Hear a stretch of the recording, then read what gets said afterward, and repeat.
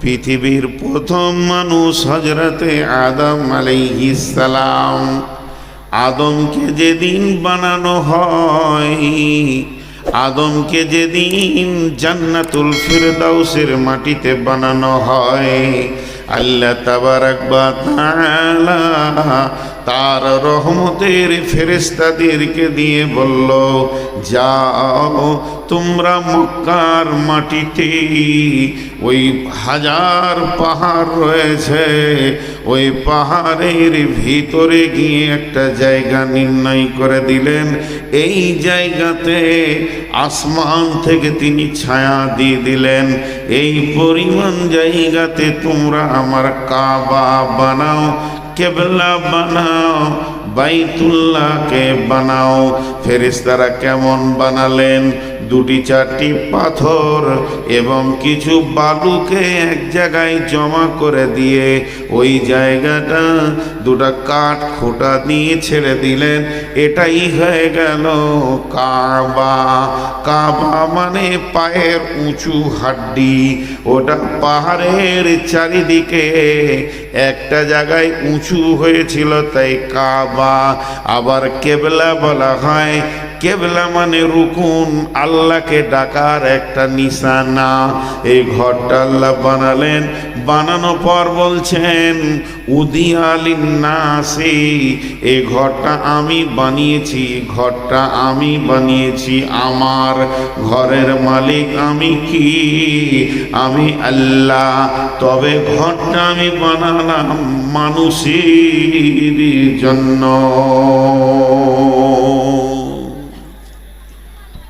ঘরটা আমার বানালাম মানুষের জন্য।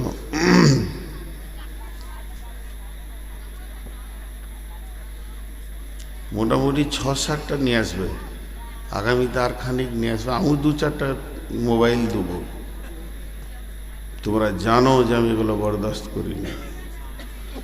ঘরটা আমার বানিয়েছে কার জন্য? মানুষের জন্য। খুব ধ্যান করেন কথাটা। এখন ওই কাবা শরীফ থেকে চলে আসি এই মসজিদে। ঘরটা কার? আল্লাহর, কিন্তু বানানো হচ্ছে কার জন্য? মানুষের জন্য, মানুষের জন্য, মানুষের জন্য। তাহলে মানুষ কি ওখানে শোবে? একটা উদাহরণ দিই। উদাহরণ হচ্ছে এই একরোল গ্রামটা, আপনাদের পঞ্চায়েতের নাম কি? নবগ্রাম। থানাও তো নবগ্রাম। দেখেন, পঞ্চায়েত নবগ্রাম, থানাও নবগ্রাম। তো এইখানটা কি নবগ্রাম? এই মাটিটা, এটাও নবগ্রাম। মুর্শিদাবাদ কি না? আচ্ছা, ওই গেটের কাছে মাটিটা কি? জঙ্গিপুর না নবগ্রাম? নবগ্রাম। খালি একটা ধ্যান দিয়ে শোনেন উদাহরণটা। মহিলারা বসে আছে, ওইটা কি? নবগ্রাম না অন্য কিছু? সবই তো নবগ্রাম। তা সবই যদি নবগ্রাম হয়, এখন আপনার সমস্যা হয়েছে, ঘরে ঝগড়া হয়েছে, কোনো মারামারি ফাটাফাটি হয়েছে, কোনো একটা কাজের প্রয়োজন, থানা। তা নবগ্রামে থানাতে যেতে হবে, তো এটা তো নবগ্রাম। এবার ডাকেন পুলিশকে। ওই রাস্তাটাও তো নবগ্রাম। ডাকেন, ডাকেন যে স্যার আমার একটু অসুবিধা হচ্ছে। কাকে বলবেন? কোথা বলবেন? আমার একটু অসুবিধা হচ্ছে স্যার, আপনাকে একটু স্কট করতে হবে, একবার আসতে হবে। আপনি বলবেন তো কাকে বলবেন, কোথা বলবেন? এটা তো গোটাতেই নবগ্রাম, কিন্তু একটা অফিস হতে হবে। অফিস। থানাতেই গিয়ে যে সব জায়গায় বলবেন তা চলবে না। একটা কাউন্টার আছে, একটা অফিস আছে, সেই অফিসে গিয়ে আপনি বলবেন, তারা অ্যাকশন নেবে। তেমনি আপনার কোনো জিনিসের প্রয়োজন আছে, পঞ্চায়েতে একটা অফিস আছে, অফিসে গিয়ে বলতে হবে। তো পৃথিবীটা কার? আল্লাহর। সমস্ত পৃথিবীর মালিক আল্লাহ। আল্লাহকে কিন্তু সব জায়গা থেকে ডাকলে পাওয়া যায়। তবে মানুষ বিভ্রান্ত হয়ে যেত, কোন দিকে ডাকবো, কেমন করে ডাকবো আমার রবকে। তাই সারা পৃথিবীকে না আল্লাহ তার একমুখী করার জন্যে, যে সমস্ত মানুষ তার আল্লাহর একটা ঘর। যদি দরজা না থাকে তো বান্দা কানবে কোথায়, বান্দা অভিযোগ করবে কোথায়? তার জন্য আল্লাহ বলছেন আমি তোর জন্য ঘটনা বানালাম রে নবগ্রামের মুসলমান, একরোলের মুসলমান শুনেলে।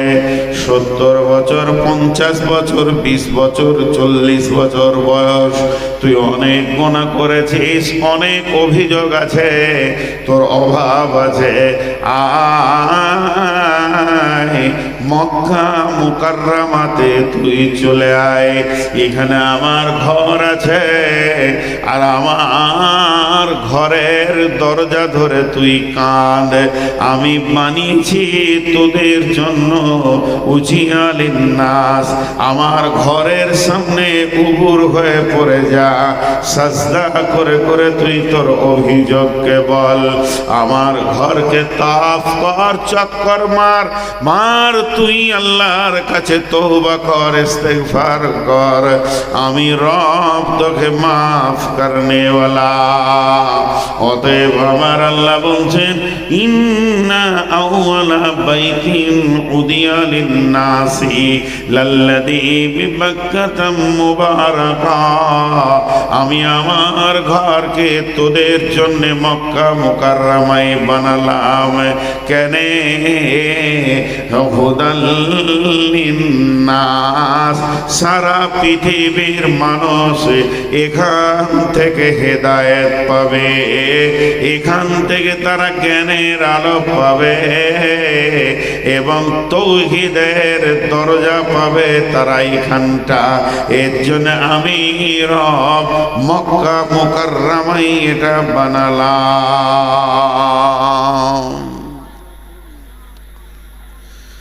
এবার সারা পৃথিবীতে খণ্ড খণ্ড হয়ে মসজিদ হতে শুরু হলো। আপনার মসজিদটা ওই কেবলা করা আছে মক্কার দিকে, জঙ্গিপুরের মসজিদ, শিলিগুড়ির মসজিদ, চীনের মসজিদ, জাপানের মসজিদ সব কেবলামুখী করা আছে। তাহলে আল্লাহর ঘর বানালে অনেক নেকি।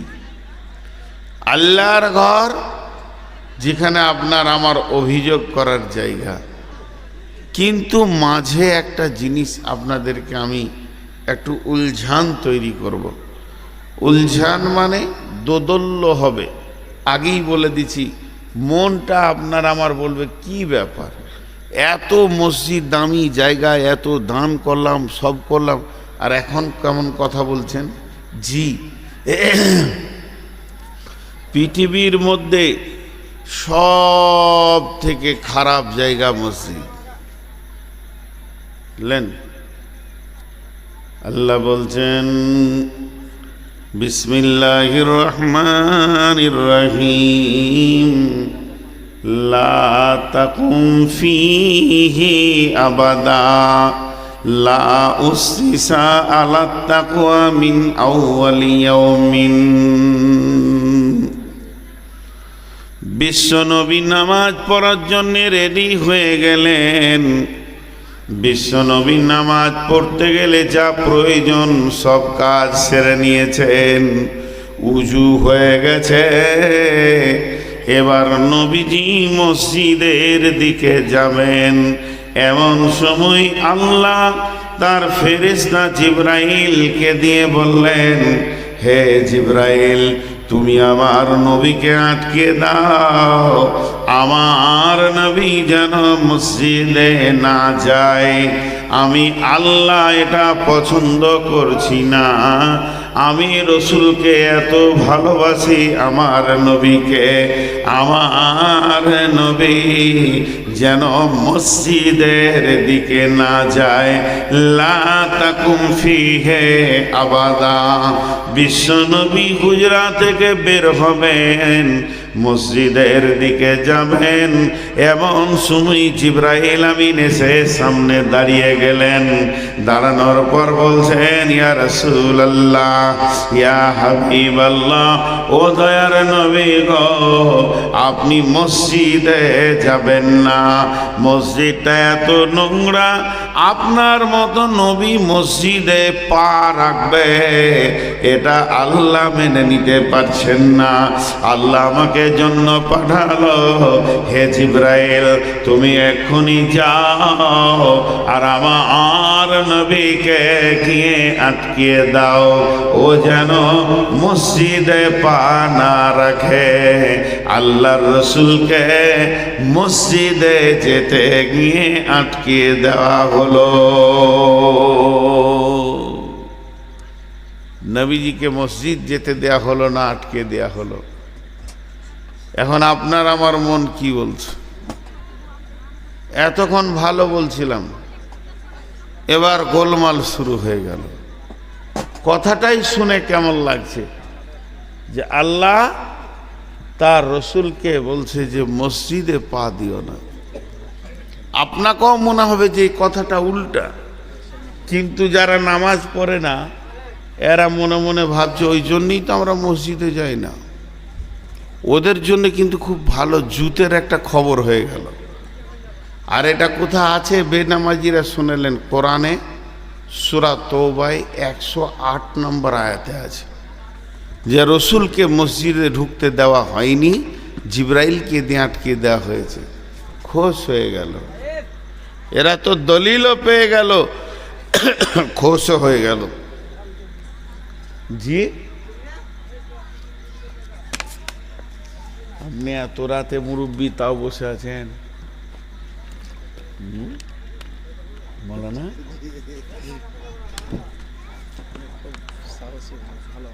আমার প্রশ্নটার দিকে খালি ধ্যান দেন।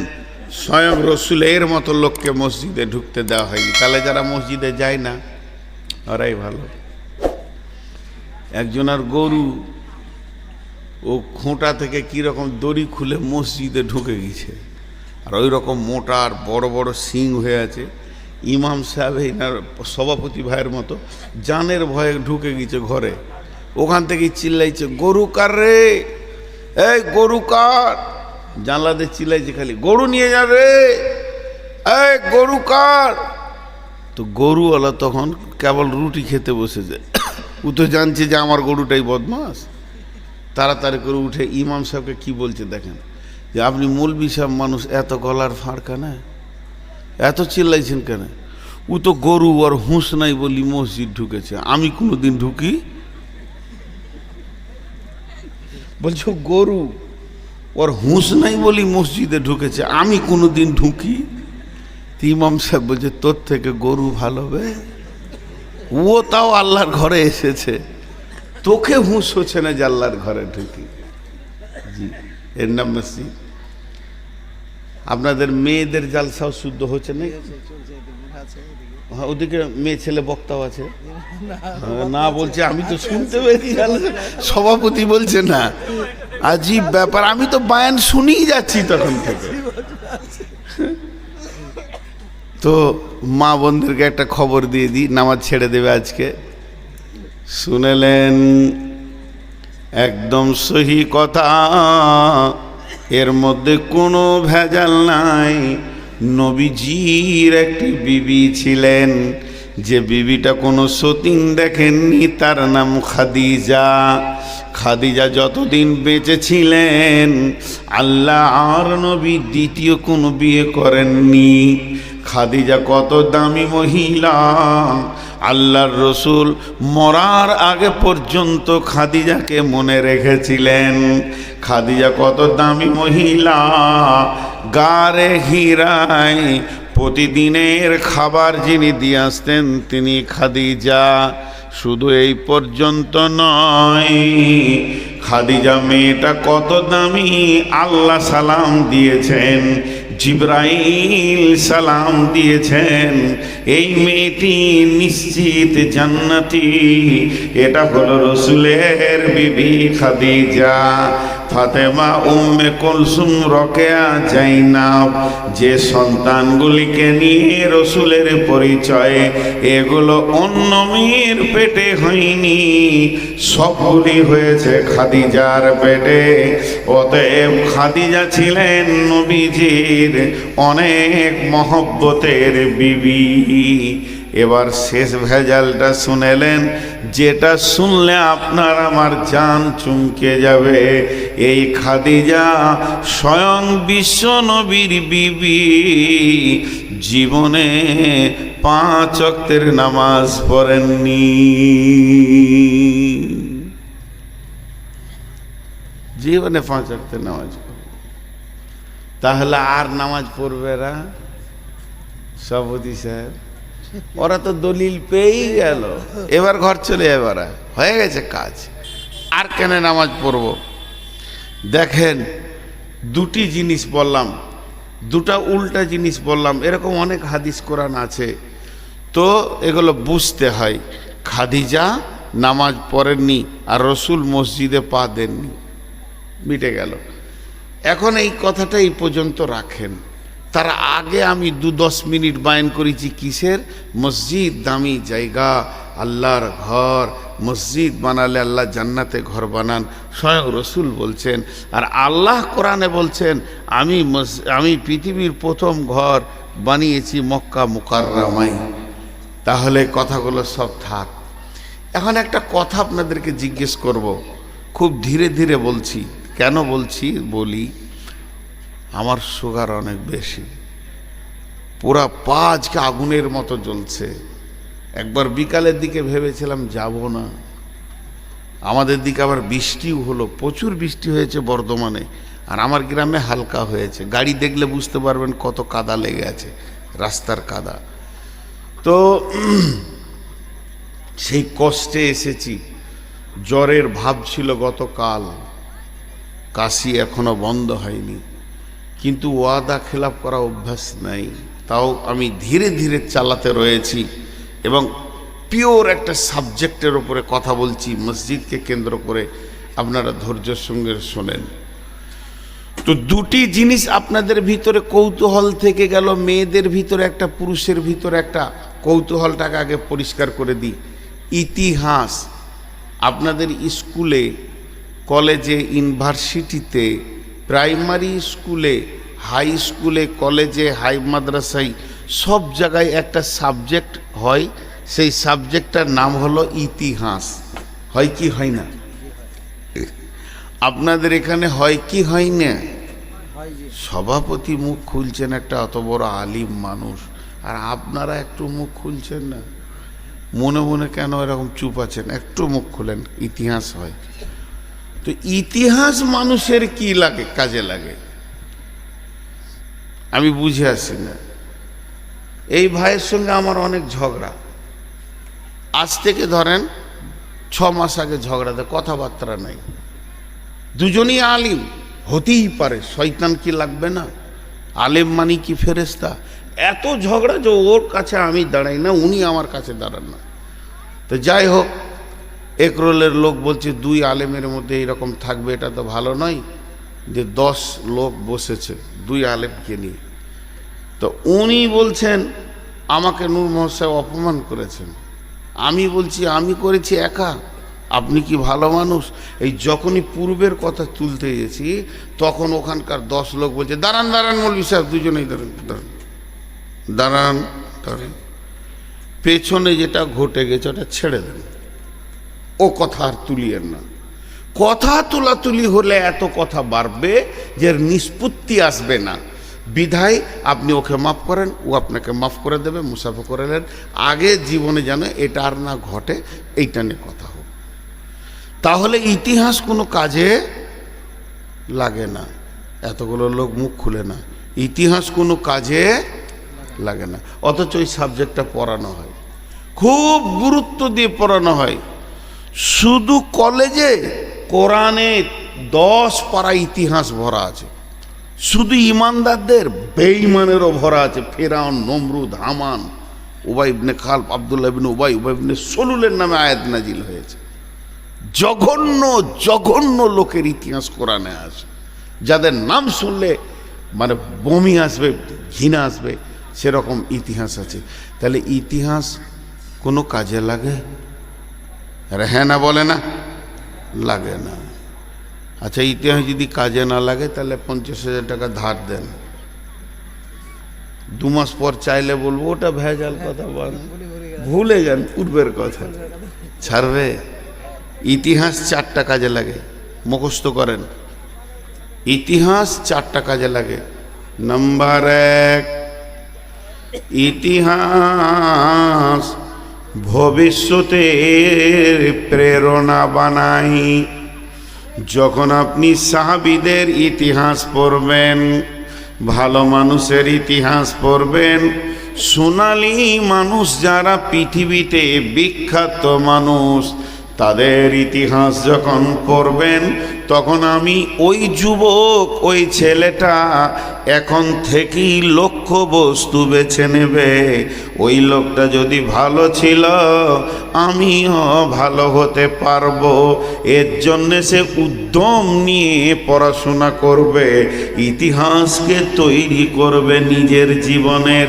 এর জন্যে 1 নম্বরে ইতিহাস জীবনের ভবিষ্যতের প্রেরণা দেয়। 2 নম্বর ইতিহাস কি লাগে? ইতিহাস 2য় নম্বর যেটা লাভ করে, ভবিষ্যৎকে সাবধান করে দেয়। যখন ফেরাউন, নমরুদ, হামান, বড় বড় কুখ্যাত ডাকাত, কুখ্যাত যারা পৃথিবীর বুকে বেঁচেছিল, জন মানুষকে কষ্ট দিয়েছে, ওদের ইতিহাস যখন পড়বে, তখন নিজেকে তার থেকে সাবধান করবে যে এই লোকগুলো কখন কার ফেরাউন মারা গেছে, মানুষ এখনো তাকে ঘৃণার চোখে দেখছে। অতএব আমি ফেরাউনের মত লিব না। তাহলে আমি যদি এক রোলে বাস করি আর ওই ফেরাউনের মতো আচরণ করি, যেদিন আমি মারা যাব, মানুষ আমাকে ঘৃণার সঙ্গে নাম নেবে। অতএব আমি ওই রাস্তাটা ছেড়ে দিব, মুসার রাস্তাটা ধরব। তাহলে ইতিহাস 1 নম্বরে কি করে? ভবিষ্যৎকে সাবধান করে। 2 নম্বরে কি করে? ভবিষ্যতের প্রেরণা জমায়। 2টা হলো। নাম্বার 3, ইতিহাস কি করে? পরিস্থিতিকে কন্ট্রোল করে। ইতিহাস কি করে? পরিস্থিতিকে কন্ট্রোল করে। আর 4 নম্বর, ইতিহাস মাফ করতে জানে না। আল্লাহ মাফ করে, কিন্তু ইতিহাস মাফ করতে জানে না। আপনাদের গ্রামের মসজিদের আমি ইমাম 10 বছর আগে ছিলাম। হঠাৎ আমার নামে একটা দুর্নাম ঘটে গেল যে মসজিদের 5,000 টাকা চুরি করেছে। নোংরা হয়ে গেল আমার ইতিহাসটা। তো গাঁয়ের লোক আমাকে সম্মানের সাথে বিদায় দিয়ে দিলে, বিদেশি মানুষ, ভেজাল করিস না, ছেড়ে দে। তারপর আর ইমামই টিকছে না, বলছে আবার ওকে নিয়ে। লোকটা ভালো ছিল, এটা মনে হয় কোনো গোলমাল হয়ে গেছে। আবার 20 বছর থাকা হয়ে গেল, আবার 20 বছর থাকা হয়ে গেল। বেটির বিয়ে দিয়েছেন, বিয়াই এসছে বেড়াতে, জুমার খুতবা শুনে বলছে, মৌলবি কি গো, জান ঠান্ডা হয়ে গেল রে ভাই আপনাদের গাঁয়ের মৌলবির খুতবা শুনে। তা আপনি ভাত খেতে খেতে বলছেন 30 বছর থাকা হয়ে গেল, লোকটা খুব ভালো, খালি মাঝে একবার 5,000 চুরি করেছিল। ইতিহাস কেউ মুছতে পারে না। ইতিহাস মুছা কোনো ডাস্টার পৃথিবীতে আসেনি। একটা লোক পৃথিবী থেকে চলে গেছে, মারা গেছে, কবরে পড়ে আছে। কবরে হাড় নাই, হাড্ডি নাই, মাংস নাই, সব পচে শেষ হয়ে গেছে। তারপরও কবরের পাশ দিয়ে 2 বন্ধুতে বাইকে পেরিয়ে গেছে, আর একজন আর একজনকে বলছে এটা খবির ডাকাতের কবর। টুক করে বলে দিল, তার মানে ইতিহাস মাফ করতে জানে না। 3টে বলা হলো। 1 নম্বর, ইতিহাস ভবিষ্যৎকে সাবধান করে। 2 নম্বর, ইতিহাস ভবিষ্যতের প্রেরণা দেয়। 3 নম্বর, ইতিহাস মাফ করতে জানে না। 4 নম্বর, ইতিহাস পরিস্থিতিকে কন্ট্রোল করে। ইতিহাস পরিস্থিতিকে কন্ট্রোল করে। তার মধ্যে একটা অন্ধকে দূর করে দিই। ও মা আমার, বোন আমার, আমি একটু আগে বলেছি বিশ্বনবীর বিবি আম্মা জান খাদিজা জীবনেও 5 ওয়াক্তের নামাজ পড়েননি। তিনি জীবনেও 5 ওয়াক্তের নামাজ পড়েননি। চলেন এবার বলবেন নূর মোহাম্মদ সত্য বলছে না মিথ্যা বলছে? কে বলবে না ইতিহাস বলবে। এবার আপনি হাদিসের পাতাতে খুঁজতে শুরু করে দেন, খুঁজতে বলেন 5 ওয়াক্তের নামাজটা স্টার্ট হলো কখন থেকে 5 ওয়াক্তের নামাজটা চালু হয়েছে। তখন দেখা যাবে আল্লাহর নবী মেরাজে গেলেন, আবার মেরাজের রাত্রিতে সমস্ত আসমান সিদরাতুল মুনতাহা আরশে মহল্লা জান্নাত জাহান্নাম দেখে ফিরলেন। ফিরার পথে আল্লাহ বললেন, ও নবী মুহাম্মদ, আমি তোমাকে 50 ওয়াক্তের নামাজ দিলাম। সেই নামাজটা কমতে 5 ওয়াক্তে এলো। এই 5 ওয়াক্তের নামাজ নিয়ে বিশ্ব নবী যখন ফিরে আসেন, আল্লাহ বলছেন, ও নবী মুহাম্মদ, তোমার উম্মতকে বলে দিও তারা যদি 5 ওয়াক্তের নামাজই পড়তে পারে, সালাত আদায় করতে পারে, তো আমি রব 50 ওয়াক্তের নেকি দিয়ে দিব। এবার বিশ্বনবী ওখান থেকে ফিরলেন। তাহলে ওই ডেটটা কত, তারিখটা কত, সাবে মেরাজে যে গিয়েছিলেন সেই তারিখটা কত? তো আম্মা জান আয়েশা বলছেন আমি হলাম সব থেকে সৌভাগ্যবতী মেয়ে, যেহেতু আল্লাহর নবী যেদিন মেরাজ হয় আমার বিছানা থেকে হয়েছে। নবীজি আমার কাছে শুয়েছিলেন, আমার কম্বলে ছিলেন, নবীজি ছিলেন আমার বালিশে। ওই রাত্রিতে নবীজির মেরাজ হয়েছে। তার মানে বিশ্ব নবী মেরাজ হয়েছে আম্মা জান আয়েশার বিছানা থেকে, মক্কা মুকাররমা থেকে। তাহলে এখান থেকে বোঝা গেল আম্মা জান আয়েশা বলছেন, আমি খাদিজাকে সতীনী হিসেবে দেখিনি, খাদিজার কথা খালি রসুলের কাছে শুনেছি।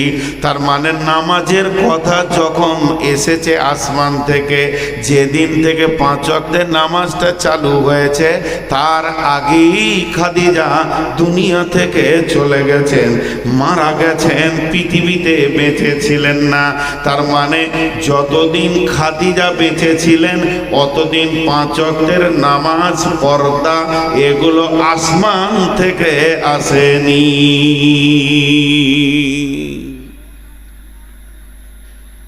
এখন কথাটা এরকম হবে যে আম্মাজান খাদিজা নামাজ পড়েননি নয়, নামাজ পাননি।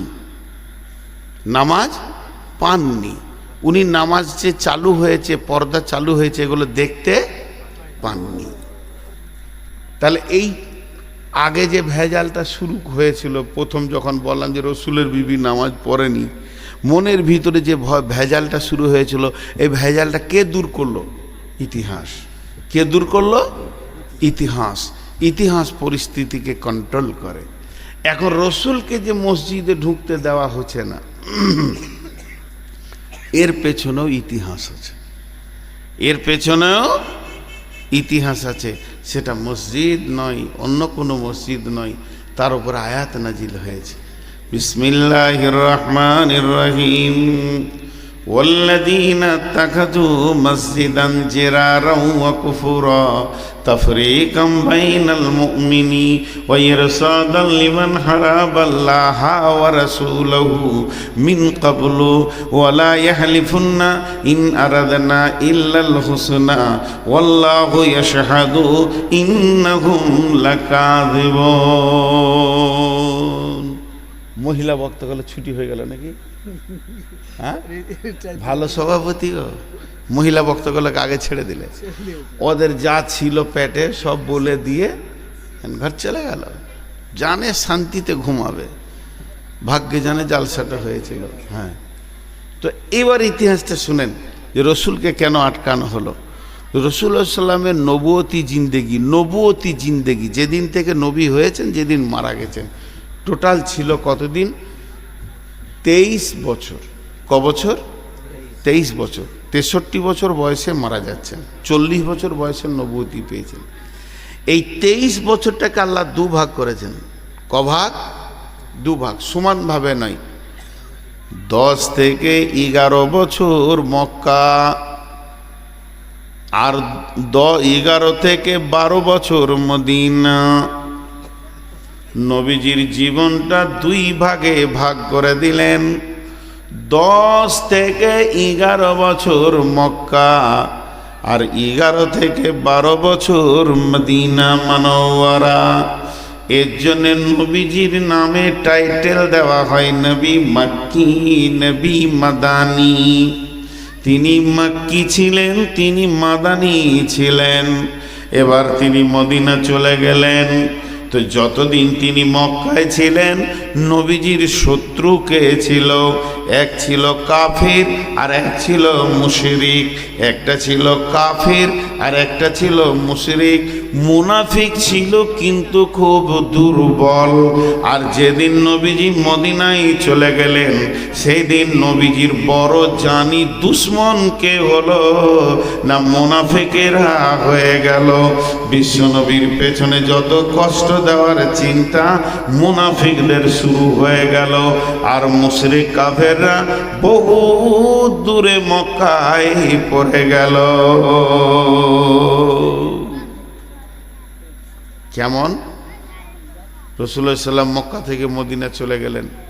এই এই এই তোরা বস বস, 5 মিনিট বস বস। পুরা দল তোদের একটা ভেড়ার মতো। ভেড়া যেমন একটা সর্দার থাকে, উঠলি ঝেড়ে উঠে যায়, তোরা দুবার ওই রকম করেছিস। মুখ পেচ্ছাপ লাগবে তো ওইখানেই ছাড়বি। আজকে আমার বায়ান শেষ না হওয়া পর্যন্ত তোরা উঠতে পারবি না। যদি বুঝে না আসছে তো চুপচাপ করে পাবজি খেল, তাও বসে থাক। হ্যাঁ, তোরা উঠছিস তো পুরো দল, কাকে যে ধ্বংস করছিস আল্লাহ জানে। একদম ওখানে বসে থাকবি, উঠবি না। উঠলে ভলেন্টিয়ার পাঠিয়ে পিটে নিব জান ভরে, হাড় হাড্ডি কিছু রাখবো না। তো এই ইতিহাসটা আপনাদেরকে একটু ধ্যান দিয়ে শুনতে বলছি, কারণ ইতিহাসের ভিতরে সোনালী অক্ষর লুকিয়ে থাকে। ধ্যান দেন, এই তোরা শোন মন দিয়ে, বাচ্চা ছেলে, ইতিহাসগুলো তোদের মনে থাকবে। মদিনায় যখন চলে গেল, একবার আমাকে দিই উদাহরণ দিই। এইখান থেকে আমার বাড়ি কিছু না হলো 120-30 কিলোমিটার। তো আমাকে মারার প্ল্যান করেছে আমার গ্রামের লোক। আমি রাতে রাতে উঠে চলে এলাম সখী মোড়ে, একদম একরোলে ঢুকলাম। আর একরোলের লোক আমাকে সকালে যেই দেখে নিয়েছে, সবাই খালি হুজুর হুজুর হুজুর হুজুর। হুজুর কোথা থেকে আসলেন, কেমন আছেন, কি খাবেন, মানে আমাকে ছাড়া আর কিছুই বুঝে না। এরা একদম পাগলা হয়ে গেছে। ছেলে মেয়ে বৃদ্ধ শিশু সবাই বলেন, ছেলের বিয়ে দেবে তাও আমার সাথে পরামর্শ, মেয়ের বিয়ে দেবে তাও পরামর্শ, কাজে যাবে তাও পরামর্শ, কাজ থেকে ফিরে আসছে তো আগে হাত মুখ ধুয়ে দেখা করি, মৌলানা কেমন আছে। গোটা এলাকার মানুষ পাগলা হয়ে গেছে। সবাই সহ্য করতে পারবে? বলেন, সবাই পারবে? এরই ভিতরে এই গ্রাম ওই গ্রাম করে 3, 4, 5, 10 জন তাদের নেতৃত্ব এলাকায় চলছিল। তাদেরকে রাস্তায় দেখা হলে আর কেউ পুঁছেও না যে চাচা কেমন আছো, কলজে জ্বলতে লাগলো। তারা ছিল মুনাফিক মদিনার। এবার দেখেন, মসজিদে রসুলকে পা দিতে দিচ্ছে না। এই ইতিহাসটা বলছি, ধ্যান দিয়ে শুনবেন, নাহলে স্লিপ হয়ে যাবে। কেউ পুঁছে না। তো ওরা আপোষের মধ্যে জানে যে আমাদের দলে কে কে আছে। চলে গেল ওই মদিনার পাহাড়ের ধারে, গোপনে মিটিং করছে। তো ওদের মধ্যে যারা জোয়ান, তারা রেগে বলছে, মনে হয়েছে ওকে মেরে ছিঁড়ে ফেলে দিয়ে একদম।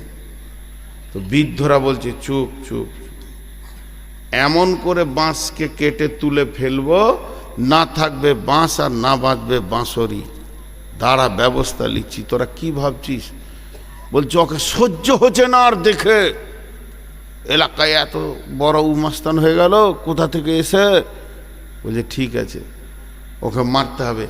প্ল্যানটা হচ্ছে রসুলকে মারার, রসুলের জানকে শেষ করার। এই প্ল্যান চলছে। প্ল্যান করতে করতে ওদের মধ্যে বয়স্ক মানুষ বলল, বাবা শোনো, তাড়াহুড়ো করে কাজ করতে গেলে হবে না। এখন যদি ওর বিরুদ্ধে মুখ খুলবে, মানুষ ওকে নিয়ে পাগলা হয়ে আছে, তুমি চাটনিতে জুটবে না, তাহলে ওর ভিতরেই থাকতে হবে, ওর সাথেই থাকতে হবে এবং ওর গাছের জড়কে ভাঙতে হবে। এরা হলো মোনাফিক। মোনাফিকের ব্যাপারে আল্লাহর কালাম পাক বলছেন ফি দারকিল আসফাল, এরা জাহান্নামের একবারে নিচে থাকবে, এদের ওপরে থাকবে মুশরিক কাফির। তার মানে এরা এত ভয়ানক জিনিস, আপনার সঙ্গে থাকবে, খাবে, আপনাকেই মারবে, এটা বুঝতে দেবে না। এই ভয়ানক দলটা ছিল মদিনাতে, রসুলকে মারার প্ল্যান করেছে। দুটো যুবককে বললে, এই তুই আর তুই কালকে চলে যা মক্কা, ওর যেখানে জন্ম, ওর বাপের যেখানে বাড়ি ভিটা, ওই এলাকায় জিজ্ঞেস করে আইতো, দেখ কি ঘটনা ঘটে। দুজন চলে গেল মক্কা। মক্কা পৌঁছালো, যে কদিনই লাগলো, 2 দিন 10 দিন। মক্কায় পৌঁছানোর পর জিজ্ঞেস করবি কর, আবু জাহেলের ওইখানেই শুধাইছে, আগে নবী মোহাম্মদকে ছিল, বলে চিনবো না, ওকে পেলে কাটবো। রাতে রাতে পালিয়েছে ওইখান থেকে, তখন আর কলজাটা কি বড় হচ্ছে, ওরে সুবহানাল্লাহ, দুশ্মনে ঢেড়ি লেগে আছে। এত ভালো লোক আমার ওখানে, খুব বুজুর্গি বেনে গিয়েছে, কিন্তু ওর যে দুশ্মনে ঢেড়ি লেগে আছে। দাঁড়াও, তোমরা খবর দিচ্ছি কোথা আছে, পালালে কি হবে, কোথা আছে বলে দিচ্ছি। এবার ওই 2 জন আসলো, আবার মিটিং ডাকলো, তারা গোপনে গোপনে মিটিং ডাকলো। মিটিং ডাকার পর পাহাড়ের গুহাতে আবার লুকিয়ে তারা বসে গেল। বলে বাবা, তোমাদেরকে মক্কা পাঠিয়েছিলাম, মক্কার খবর বলো। হাসতে হাসতে আনন্দে বলছে, মক্কার খবর অনেক ভালো, ওখানে ওর দুশমনের ঢেরি লেগে আছে, যদি ওদেরকে একবার মদিনাতে আসতে দেওয়া হয়, ওর দুশমন কি মেরে চলে যাবে, আমাদেরকে হাত দিতে হবে না, আমাদের নামে বদনাম হবে না, মার্ডার কেসের কোনো বিচার হবে না, আমাদের নামে কেসই লাগবে না। অতএব খালি মক্কার লোককে কিভাবে তারা মদিনাতে আসবে আর মদিনাতে এসে নবী মুহাম্মদকে মারবে, এই বিষয়টা চিন্তা করলেই হয়ে যাবে। এরা তো খুশি হয়ে গেল, বাহ বাহ, কাজ হয়েছে, চল। এবার কি করবে? আরে ওরা যে আসবে, কার ঘরে থাকবে, কার ঘরে থাকবে? 2-4 জন যে মারতে আসবে, যদি যার ঘরে থাকবে ও যদি দেখে লাই, হাজি ভাই আমার বাড়ি বর্ধমান, আমার দুশ্মন এলাকায় ঘুরছে, আপনারা চিনবেন না, আমার চোখে যদি এক ঝলক পড়ে তো আমি বুঝতে পারবো না যে এইখানে। তো ঠিক ওই রকম ওরা বলছে, যদি কারো ঘরে দেখে লাই, ওর আইন খুব কড়া, গর্দন উড়িয়ে দেবে। তাহলে কি করবি? বলছে একদম মদিনার এক প্রান্তে এক ধারে একটা ছোট্ট মতো মসজিদ বানিয়ে নিল ওরা। ওই মসজিদটা বানালো কি নিয়তে? যে ওই মসজিদের ভিতরে তাদেরকে রেখে মেহমানদারি করে আমরা খাওয়াবো। আর যখন নবী মুহাম্মদ সাল্লাল্লাহু আলাইহি সাল্লাম একা থাকবে, সমস্ত সাহাবীরা মাঠে ঘাটে খেজুরের বাগানে কাজে চলে যাবে, তখন এরা গিয়ে ওকে কেটে দেবে, পিস করে দিয়ে চলে যাবে। তাহলে একটা মসজিদ বানা, কারো বাড়িতে রাখতে হবে না, যে তাড়াতাড়ি করে খেজুরের গাছের পিলার, খেজুর পাতার ছাওয়ানি আর ডাল কাঠ খোট্টা দিয়ে মসজিদটা হয়ে গেল। 1-2 ঘন্টার মধ্যে মসজিদ হয়ে গেল। বলে তাহলে এবার মসজিদের উদ্বোধন করতে হবে, নামাজ শুরু করে দিতে হবে। এটা আমরা ওয়াক্তিয়া মসজিদ বানাবো, এখানে 5 ওয়াক্তের নামাজ পড়বো, আর জুমাটা যাকে মারবো তার পেছনেই পড়ে চলে আসবো মসজিদের নববীতে। তাহলে ও বুঝতে পারবে যে এই লোকগুলি আমার দলে আছে, এরা বেঈমান হয়ে যায়নি। কিন্তু তলায় তলায় আমরা ওই দুশ্মনদেরকে নিয়ে এসে আমাদের 5 ওয়াক্তের মসজিদে রেখে দিব, আর এখান থেকে নবী মুহাম্মদকে মেরে দিয়ে চলে যাবে। বাপরে, কে বিড়ি খেয়েছে গো, প্রচন্ড গন্ধ, এই পেছনেই খেয়েছে। আল্লাহ, আরে বাপ, তোকে কি বিড়ি এখনই খেতে মন গেল? তো লজ্জা শরম হায় ওকে ধরে নিয়ে আয় তো। হ্যাঁ খেয়েছে না? না বললে হবে না, আমার নাক রে এটা বিভৎস গন্ধ আসছে।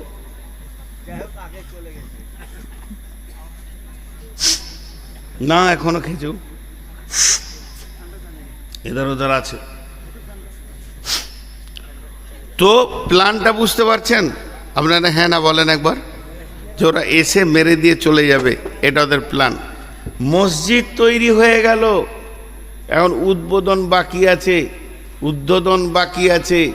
তখন বলছে কে উদ্বোধন করবি? এখনো নবী বেঁচে আছে, ও যদি উদ্বোধন না করে তো এটা মসজিদ বলে কেউ পুঁছবে না। কথাটা বুঝতে পারছি?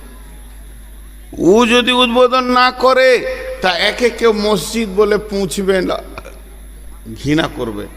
স্বয়ং রসুল বেঁচে আছে। একরোল মসজিদের, জামে মসজিদের ইমাম হলো স্বয়ং রসুল সাল্লাল্লাহু আলাইহি সাল্লাম, আর এইখানে এই মসজিদটা হয়েছে, তো উদ্বোধনে ওকে বাদ দিয়ে করবে হয়? মেনে নিতে পারবে না।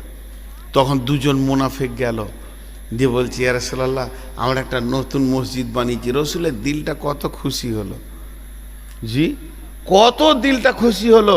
হ্যাঁ তোমরা এই কদিনের মুসলমান এতেই মসজিদ বানিয়েছো, বাহ বাহ বাহ বাহ বাহ বাহ, ধন্য দিছে।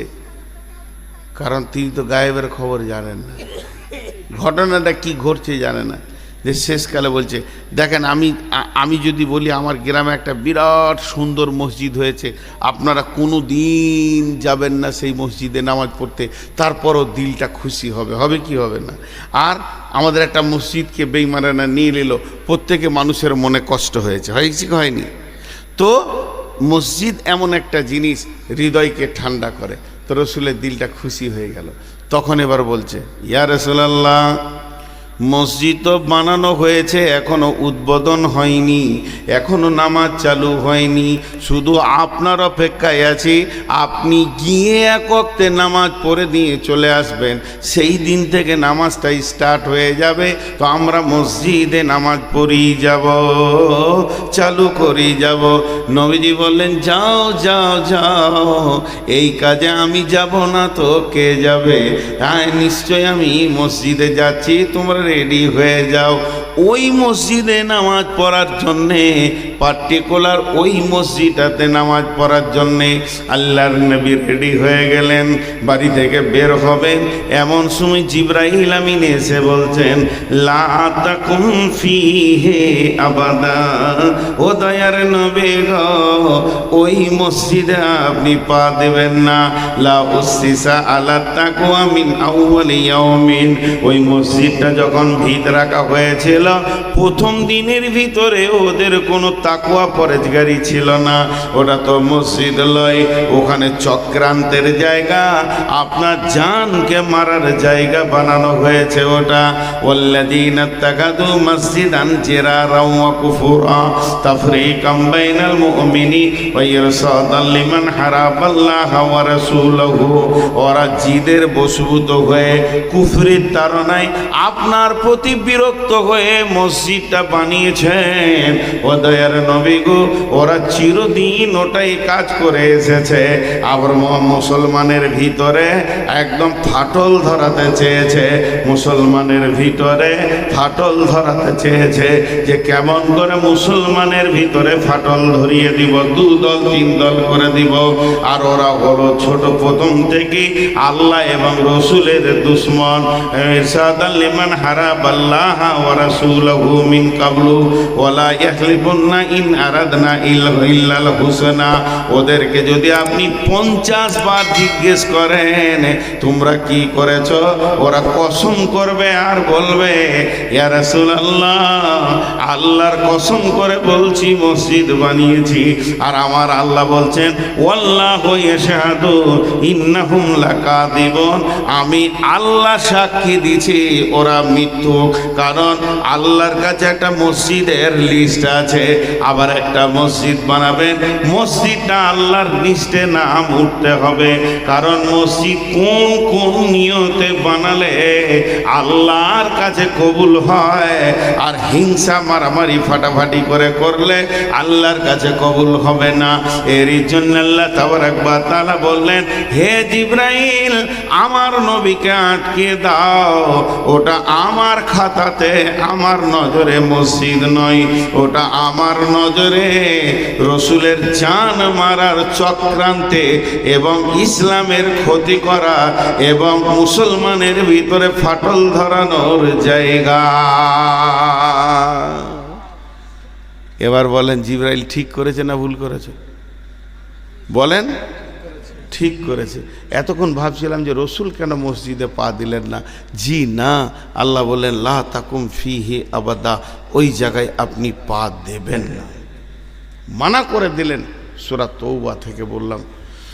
তো মসজিদ, এবার মেন জায়গায় আপনাদেরকে বলি, আমরা এই মসজিদটা দুতলা করার একটা প্ল্যান পরিকল্পনা শুরু হয়েছে। এটাই তো জামে মসজিদ না, অনেক দিন থেকে শুনছি।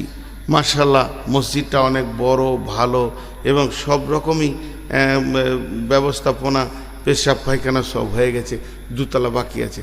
লোক ভাবছে হয়তো কালেকশন করছে, এবার উঠি, কিন্তু আমি মসজিদের বায়ান করছি। আহা আহা আহা, উঠ, এই এই এই তোকে মানা করলাম না, এই ওই ছোটু বস না, ওটা গ্রুপের বাইরে, ও গ্রুপ উঠতে দেওয়া হবে না। এরা মনে মনে ভাবছে যে কালেকশন হচ্ছে তো ঘট যায়। যদি মুসার কমের মতো রাস্তা ভুলে গিয়ে 3 রাত ঘুরে, তাহলে বুঝবে যে কি দোষ করেছিলাম বাপ। এক মুরব্বীকে বলছি বসেন, তো উঠে চলে গেল, আর ঢালাই রাস্তায় উঠতে গিয়ে পরে নাক থেঁতলে হাসপাতাল গেল, ঘর আর যেতে হলো না। তো আল্লাহ মাফ করুক, বেশি তাড়াহুড়ো। আমি মসজিদের কথা বলছি। এই যে মসজিদটা বানানো হচ্ছে, এই প্ল্যানের ভিতরে জিদ বা ঝগড়া থাকলে হবে না। জিদ ঝগড়া, মসজিদকে নিয়ে ঝগড়া করে কি করে না? অনেকে করে। মসজিদের ভিতরেও ঝগড়া হয়। আচ্ছা, ঝগড়া হওয়াটা খারাপ না ভালো? ঝগড়া হওয়াটা ভালো, কিন্তু ঝগড়া রাখাটা খারাপ। আলেমদের ভিতরে ঝগড়া দেখেছেন হয়, অনেকে এটা বদনাম করে এবং খারাপ মনে করে যে মৌলবীরা ঝগড়া করছে। খ্যাপা, মৌলবীরা, হ্যাঁ, ওরা আস্তে আস্তে করে দিয়েছে, প্ল্যান করে করে দিয়েছে। ওরা ভাবছে যে ও বুঝতে পারছে না। যা বাপ, যা যা যা যা, আর 2-1 আছিস তো চলে যা, বিড়ি খাস না, জানো বিড়ি খাস না, যা। আচ্ছা, আপনাদের বিরক্ত লাগছে নাকি? আমি খুব সুন্দর কেটে কেটে আস্তে আস্তে করে বলছি। তো মসজিদে বিভিন্ন রকমভাবে ঝগড়া হয়। ঝগড়া হওয়া ভালো, ঝগড়া রাখা খারাপ। আলেমদের ভিতরে ঝগড়া হলে বলছে এই জাতির জন্যে লাভ, জাতিরা রাস্তা পাবে। আলেমরা যত ঝগড়া করবে জাতি তত রাস্তা পাবে। যদি আলেমরা চুপ করে বসে যায়, ঝগড়া বাদ দিয়ে দেয়, তাহলে জেনে নেন জাতি জাহান্নামে চলে যাবে, রাস্তা পাবে না। 2টি পাথরে যদি ধাক্কা লাগে, মাঝে কি বের হবে? আর আগুন কি করে? রাস্তা দেখায় কি দেখায় না? আঁধার দূর করে কি করে না?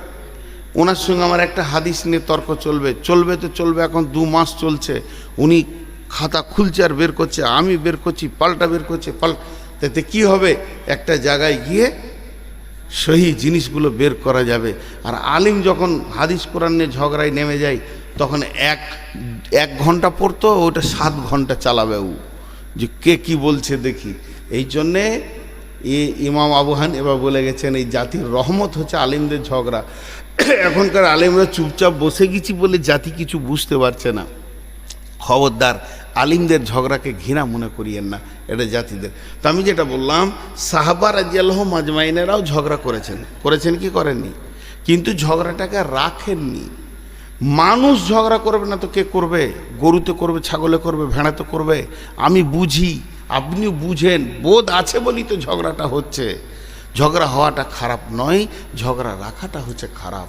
ইনার সঙ্গে আমার 2 ঘন্টা ধরে তর্ক চলবে, কথা চলবে, বিরক্ত হয়ে গেছি, দুটো কথা আমি বলবো, ছোট হিসেবে চাপ দিয়ে উনি আমাকে বড় ভাই হিসেবে সাবধানতা রেখে রেখে দুটো কথা বলবেন। হয়ে গেল কথা, মাগরিবের আজান হলো, উনি ইমামতি করবেন, আমি নামাজ পড়বো, আমি ইমামতি করবো, উনি নামাজ পড়বেন। ঝগড়া কোথা চলে গেল উড়ে, লোক দেখলে হয়তো যে বোম মারামারি হলো। আলিমদের এটা হওয়াটা দরকার আছে, এই জায়গাটা খারাপ মনে করিয়েন না। হ্যাঁ, যদি উনার ইমামতিকে ছেড়ে দিয়ে আমি অন্যদিকে মুখ করি, ওর পেছনে নামাজ পড়ো, তাহলে গেল সব। এইটাকে খারাপ বলছে, এটা রাখা চলবে না। ভাই ভাই হবে। একটা মায়ের 2টা বোঁটা 5 ভাইয়ে চুষেছে রক্ত, এক মায়ের পেটের দুধ। তারপরে দেখেন 5টা বউ এসে কটা ঘর হয়েছে এখন।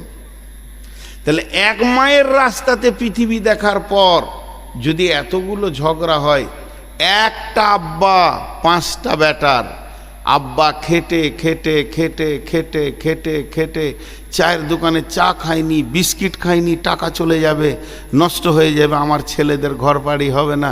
যে সুন্দর করে গোছিয়ে একটা ঘর বানালো, 5টা বেটার বিয়ে দিয়ে দিয়েছে, ওই ঘরের দরজা একটা ছিল, এখন কটা দরজা? হ্যাঁ, 5টা দরজা, এদিকে একটা দরজা, এইদিকে একটা দরজা, এইদিকে একটা দরজা, এইদিকে একটা দরজা। হ্যাঁ, হয় কি হয় না? আরে হ্যাঁ না বলে না? খালি একবার বউ আসলো তো রাস্তা ফাটিয়ে দিলে, তো সব প্ল্যান শেষ হয়ে যায়। তাহলে এক মায়ের পেটে এক বাপের ছেলে যদি 5টা দরজা হয়, আপনার মসজিদে কটা বংশের লোক ঢুকছে, কত মিজাজের ঢুকছে, কত রক্তের ঢুকছে, কত বাপের রক্ত আছে, কত মায়ের দুধ আছে, ঝগড়া হবে না? আরে হ্যাঁ না বলে না? এক মায়ের পেটে 5 ভাই যদি ঝগড়া হয়ে যায় একই দুধের বলে, তাহলে 5টা হতেই পারে, কিন্তু এটা রাখা যাবে না। জি, আমি আপনাদেরকে একটা ঘটনা শোনাচ্ছি, কিন্তু কালকে ফোন করে বলিয়েন না যে এটা হাদিস নম্বর কত, তাহলে আমার বাঁশ চলে যাবে। কারণ আমি অনেক আলেমকে জিজ্ঞেস করেছি, এখনো পর্যন্ত তারা বরাত দিতে পারেনি। তাহলে হাদিসে নেই, গল্প।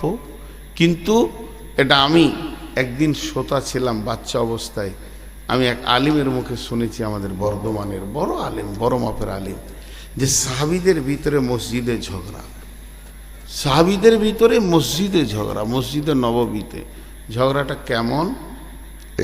এই যে আপনাদের রাস্তার ধারে মসজিদ, সাহাবীরা যখন কাজ করতেন করতেন করতেন করতেন, কাজ না থাকলে সময় কাটাতেন মসজিদে, চল একটু জিকির করি, সুবহানাল্লাহ আলহামদুলিল্লাহ, 2 রাকাত নফল নামাজ পড়ি। তো একজন সাহাবী একটা এরকম বাঁশের খোঁটা করে নিয়েছে, কাঠের খোঁটা করে নিয়েছে, ঠিক মসজিদের মেন গেটের একটু পাশাপাশি গেড়ে ওটাকে ভালো করে সিলিয়ে দেখে নিল যে হ্যাঁ মজবুত হয়ে গেছে, তারপর উজু টুজু করে 2 রাকাত নামাজ পড়ল।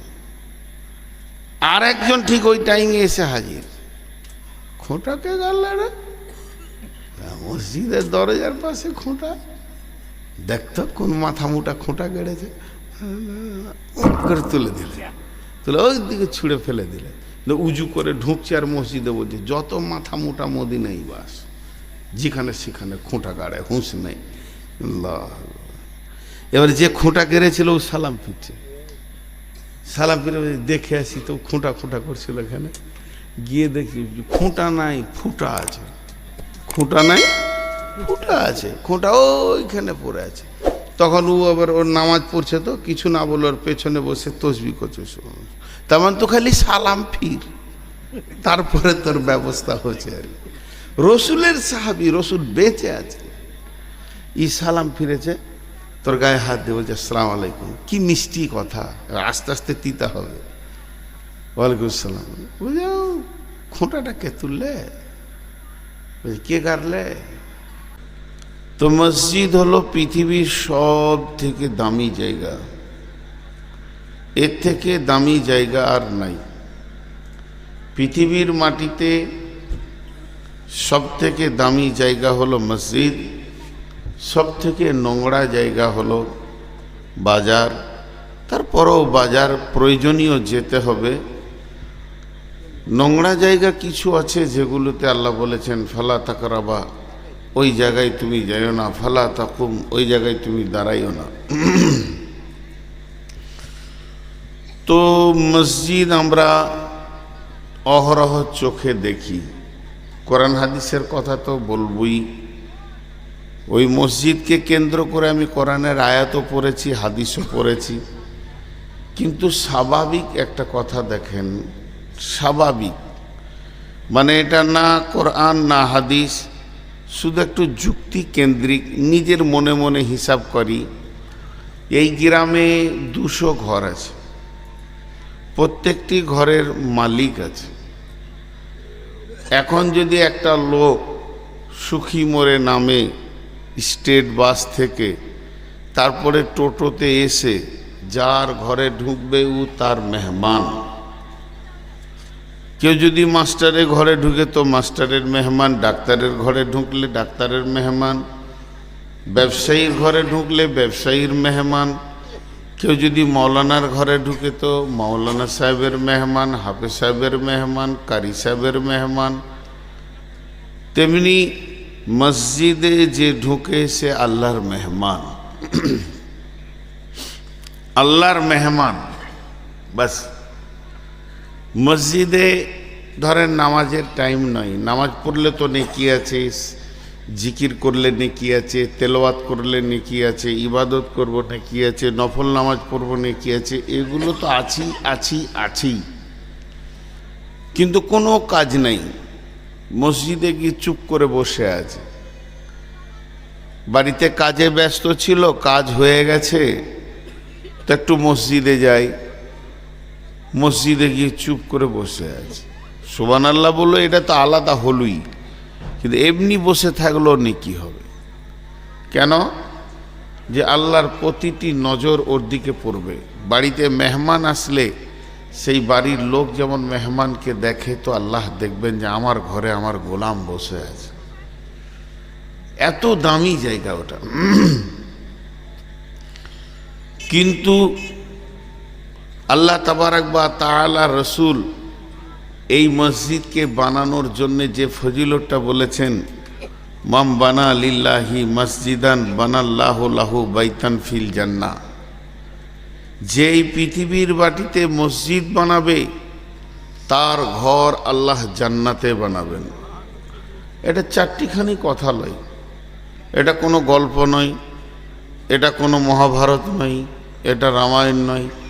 স্বয়ং বিশ্বনবী বলছেন, যিনার ওপরে কোনো সত্য আর নাই এই পৃথিবীতে, যিনি মানবের মধ্যে সত্য, নবীদের নবী, আখিরি পয়গম্বর নবী মুহাম্মদ রাসূলুল্লাহ সাল্লাল্লাহু আলাইহি সাল্লাম বলছেন, মাম বানা লিল্লাহি মসজিদান বানাল্লাহু লাহু বাইতান ফিল জান্নাহ।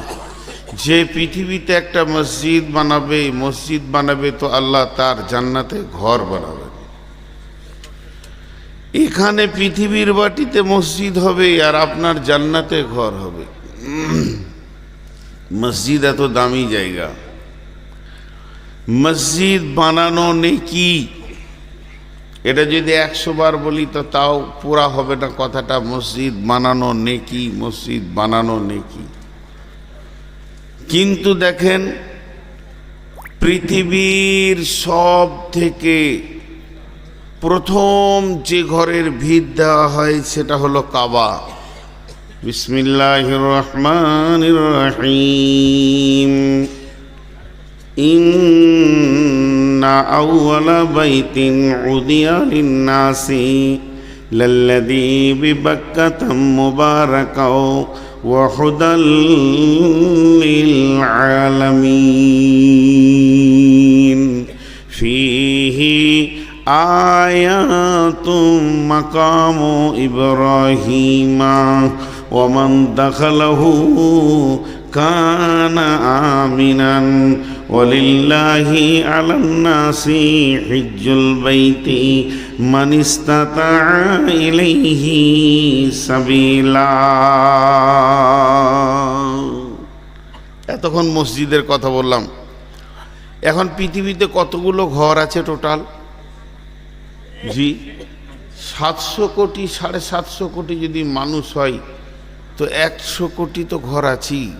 গড় আমি 7টা করে ধরছি, তাও বেশি হবে, 120-30 কোটি ঘর হবে।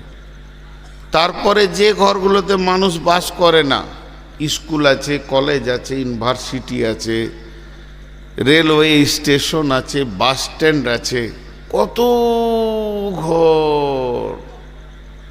তো পৃথিবীর প্রথম মানুষ আদম আলাইহিস সালাম, পৃথিবীর প্রথম মেয়ে হাওয়া আলাইহাস সালাম, পৃথিবীতে প্রথম এসেছে রাত, তারপরে দিন, এইভাবে পৃথিবীতে প্রথম এসেছে পানি, তারপরে আগুন। এইভাবে যে প্রথম প্রথম প্রথম সিরিয়াল নম্বর ওয়ান, এত কোটি ঘর, এই কোটি ঘরের ভিতরে প্রথম ঘর কোনটা? তার আগে ঘরই ছিল না, মানুষই ছিল না, তো ঘর হবে কেন? মানুষ নামে প্রাণীটি ছিল না। আল্লাহ বলছেন কোরআনে, ইয়া রাসূলুল্লাহ, ইয়া হাবিবাল্লাহ, ও শফিউল মুজনাবিন, রাহমাতুল লিল আলামিন, আমি মসজিদে নামাজ পড়তে এসে দেখছি খোঁটা গাড়া আছে। তাহলে খোঁটা থাকলে টক্কর লাগবে, মানুষ পড়ে যাবে, বিপদ হবে। এর জন্য আমি অনেক চিন্তা ভাবনা করলাম, যদি এখানে খোঁটা থাকে তাহলে তো মানুষের অনেক ক্ষতি হয়ে যেতে পারে। তাই আমি খোঁটাটাকে তুলে দিলাম। সর্বোপরি মসজিদকে পরিষ্কার পরিচ্ছন্ন রাখা, আমি আল্লাহকে খুশি করার জন্যে, আল্লাহর নিয়তে, ভালো কাজের উদ্দেশ্যে খোঁটাটা তুলে দিয়ে মসজিদের আশপাশকে পরিষ্কার করে দিলাম। আপনারা বিচার করেন, এতগুলো ঠান্ডা মাথায় লোক বসে আছেন, ঠিক করেছে না ভুল করেছে? কথা বলে না? ঠিকই করেছে। এবার বললে তুমি বসো, নবীজি বলছেন তুমি বসো। ও খুঁটা গাড়নেওয়ালা, তুমি কেন খুঁটা গেড়েছো? এবার তুমি বলো। খুঁটা গাড়নেওয়ালা উঠে দাঁড়ালেন, দাঁড়ানোর পর বলছেন, ও দয়ার নবী গো, এটা হলো মদিনা মানওয়ারা, এটা মসজিদে নববী, এটা হলো মদিনা মানওয়ারার মসজিদে নববী। আর মসজিদের গেটের সামনে এটাই হলো বাণিজ্যের রোড, এদিকে হলো সিরিয়া শাম, দক্ষিণে হলো মক্কা। তো মক্কার লোকেরা শামে যায়, শামের লোকেরা মক্কায় যায়। তারা উট, গাধা, ঘোড়া বোঝাই করে মাল নিয়ে চলে যায়, আবার মাল বিক্রি করে আবার মাল নিয়ে এই দেশে আসে। যখন তাদের নামাজের টাইম হয়, মসজিদে নামাজ পড়ে উজু করে, উট বড় চঞ্চল জানোয়ার, উটগুলোকে খোলা ময়দানে ছেড়ে দিয়ে তারা তাড়াহুড়ো করে নামাজ পড়ে বেরিয়ে যায়। আমি খোঁটাটা গেড়ে দিলাম। ওই বাণিকের দলেরা, ওই বাণিজ্যের লোকের দলেরা, ওই বণিকেরা তাদের নামাজের টাইম হলে উটগুলোকে খোঁটাতে বেঁধে দিয়ে নামাজ পড়বে। বলেন এবার ঠিক করেছে না ভুল করেছে? ইও ঠিক করেছে। এবার বিশ্ব নবী বিচার কেমন দেখেন। নবীজি বলছেন, ও খুঁটা গাড়নেওয়ালা আর খুঁটা তুলনেওয়ালা, তোমরা দুজনে তোমাদের নিয়তের কারণে দুজনই জান্নাতি। তো মসজিদে ঝগড়া হতেই পারে। হ্যাঁ, ফ্যানটা চালিয়ে দিয়ে গল্প করছে, এই যে ফ্যানটা বন্ধ করে দিলে, যে গল্প করছে ই বন্ধ করে দিলে, ও হয়তো জিকির করছিল, বন্ধ করে দিলে। এই বন্ধ করলি কেন? তো তুই তো বসে বসে খেলে আরাম করছিস, জিকির করছি। একটা ধ্যানের সঙ্গে জিকির করতে গেলে গরমে ফ্যানটা চললে অসুবিধা কি আছে? দোষ নাই। আর ও বন্ধ করছে, মসজিদে বিল বেশি হয়েছে, দোষ নাই। নিয়ত কারো ঘরের মালের নয় যে আমার ঘরের মাল বাড়বে, এটা নিয়ত কারণ নয়। এইভাবেই ঝগড়া হয়ে থাকে। তো এই ঝগড়া করে, ঝগড়া হতে পারে মসজিদে, মসজিদেই বিচার হবে, নিষ্পত্তি হবে, কিন্তু দ্বিতীয় মসজিদ বানাতে যাব না। জোরে বলেন, দ্বিতীয় মসজিদ বানাতে যাব না। এই মসজিদটাকে আল্লাহ রসুল, আল্লাহ ঘৃণা করেছেন।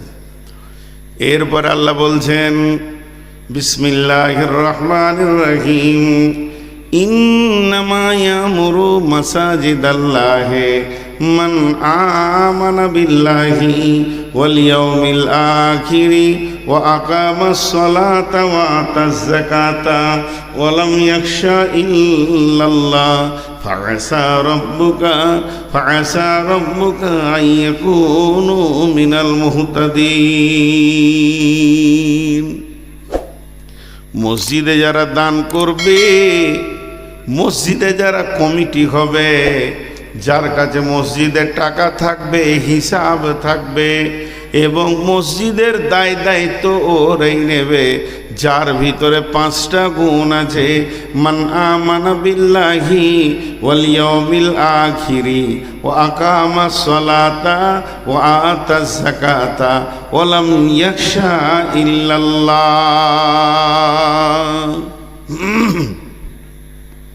এরা উঠছে কেন? উঠিয়েন না ভাই, বসেন। 12:30 ছেড়ে দেবো নাকি? যত চলে এইটু যত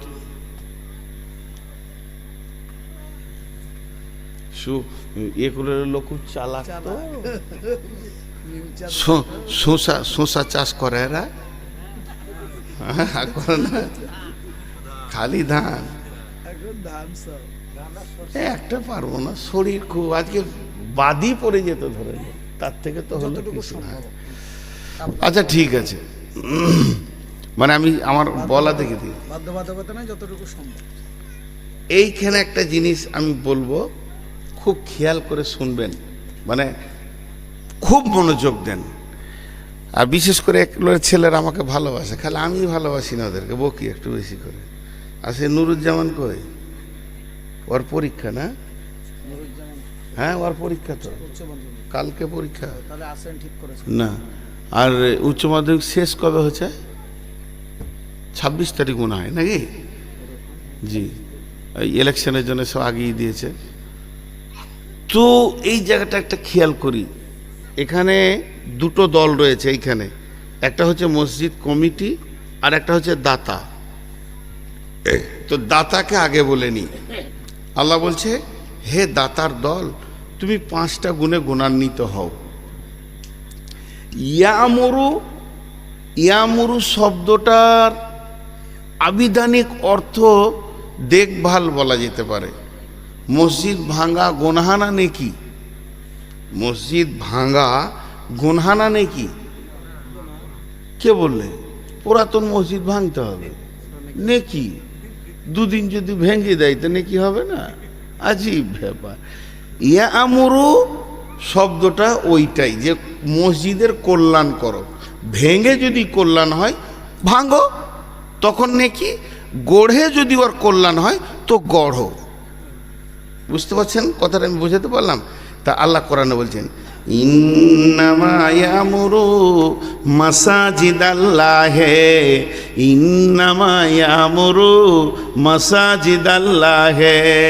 ও নারী ও পুরুষ কান করে শোনেন, ইন্নামা ইয়ামুরু মাসাজিদাল্লাহে, তোমরা মসজিদের কল্যাণের চিন্তা করো, কল্যাণ করো। ভেঙে যদি হয় তো করো, গড়ে যদি হয় তো করো। মসজিদটা উড়িয়ে দিতে হয় তো ভেঙে ফেলে দাও, আবার বানাও, তখন ভাঙতে গেলে নেকি হবে। এর জন্য আল্লাহ বলছেন, আমার মসজিদের দেখভাল করবে তোমরা। কে করবে? কে করবে? কে করবে? কে করবে? আল্লাহ গুণে বলে দিচ্ছেন, মান আমানা বিল্লাহে, যারা আল্লাহর উপরে ঈমান আছে, ওয়াল ইয়াউমিল আখিরি, যার আখিরাতে জ্ঞান আছে, ও আকামাস সালাতা, যে লোকটা নামাজ পড়ে, ও আতাজ যাকাতা, ধনী যদি হয় তো যাকাত দেয়, ওয়ালাম ইয়াখশা ইল্লাল্লাহ, আল্লাহ ছাড়া কাউকে ভয় করে না। এই 5টা গুণ যদি থাকে তো মসজিদের দায়িত্ব নেবে। যার এই 5টা গুণের একটা নাই, ও নিতে পাবে না। তাহলে প্রথম নম্বরে আল্লাহর উপরে ঈমান, প্রথম নম্বরে আল্লাহর উপরে ঈমান। আর একবার বলছি, প্রথম নম্বরে আল্লাহর উপরে ঈমান। এবার আমার দিকে তাকান, এটা হলো একটা টাকা, এই টাকাটা আপনি হাতে করে নিয়ে আসছেন মসজিদে দেওয়ার জন্যে। ওই টেবিলটা আজকে কার জন্যে পাতা হয়েছে? টেবিলটা খাওয়ার জন্যে নয়, ওই টেবিলটা নাস্তা করার জন্যে নয়, ওই টেবিলটা আরাম করার জন্যে নয়, ওই টেবিলটা আজকের জন্যে পাতা হয়েছে আল্লাহর ঘরকে নির্মাণ করার জন্যে। এবার আপনি টাকাটা দিতে আসছেন, ধীরে ধীরে ধীরে ধীরে টেবিলে যেই দিতে যেছেন মনে করেলেন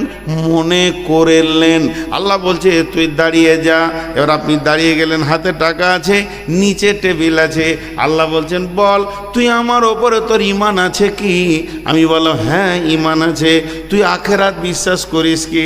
হ্যাঁ আল্লাহ আমি আখেরাত বিশ্বাস করি। তুই নামাজ পড়িস কি? বলে হ্যাঁ পড়ি। তুই যাকাত দিস কি? বলে হ্যাঁ আমি গরিব তো দিই না, ধনী তো দিই। আল্লাহ বলছেন তো আমাকে ছাড়া কাউকে ভয় করবি না, টাকাটা নামিয়ে দে, তুই চলে যা। এতগুলো কেন বললেন?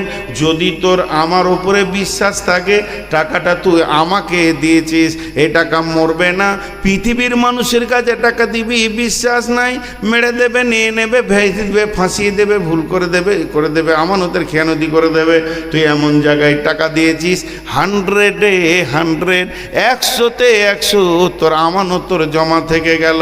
আমি আখেরাতের ওপরে বিশ্বাসের কথাটা কেন বললাম? আল্লাহ বলছেন আমি এই জন্য বললাম তোর এই টাকাটার হিসাব আমি আল্লাহ আখেরাতের দিনে দিব। মুখটাকে সিলিয়ে লে, মুখটাকে বন্ধ করে নে, দিয়েছিস আমার কাছে, বুঝে নিবি আমার কাছে। যদি আল্লাহর নামে দান না করে কেউ, লোক দেখানি করে, তো 3টে ক্ষতি হয়। কটা ক্ষতি হয়? কথা বলে না। তার দানটা বরবাদ যায় আল্লাহর উপরে বিশ্বাস করে না দিলে। 2 নম্বরে সমাজে ঝগড়া লাগায় ওই লোক। আর 3 নম্বরে দিন ইসলামকে খেল তামাশা মনে করে। আউয়াল এখানে কালেকশন করছে আর ওইখান থেকে বসে বসে ও দেখছে। ওই লোকেরা যারা আল্লাহকে বিশ্বাস করে না, আখেরাতকে বিশ্বাস করে না, আর বলতে বলতে বলতে বলতে আউয়ালের মুখ দিয়ে থুতু উড়ে ক্লান্ত হয়ে গেল। আর এতটি টাকা ও ওইখান থেকে দেখেই চলে গেল। খুব মন দিয়ে শুনবেন, মনোযোগ, আমি বলেছি এই জায়গাটা খুব গুরুত্বপূর্ণ। দিয়ে গায়ে এবারে ভোরবেলায় সকালে উঠে চায়ের দোকানে বসে বলছে কালকে জালসাই ছিলি? ও যেমন মাল, ওর সাথে যে চা খায় সেও ওই রকম মাল। ওকে বলছে কাল জালসাই ছিল? হ্যাঁ। কালেকশন কেমন হলো? শশার লাগো। কমিটি সব টাকা, প্যান্ডেল, ডাইক, মাইক, ডেকোরেশন, বক্তা মিটিয়ে শেষ করে মাত্র 62,000 টাকা বেঁচেছে। ও কত বলছে?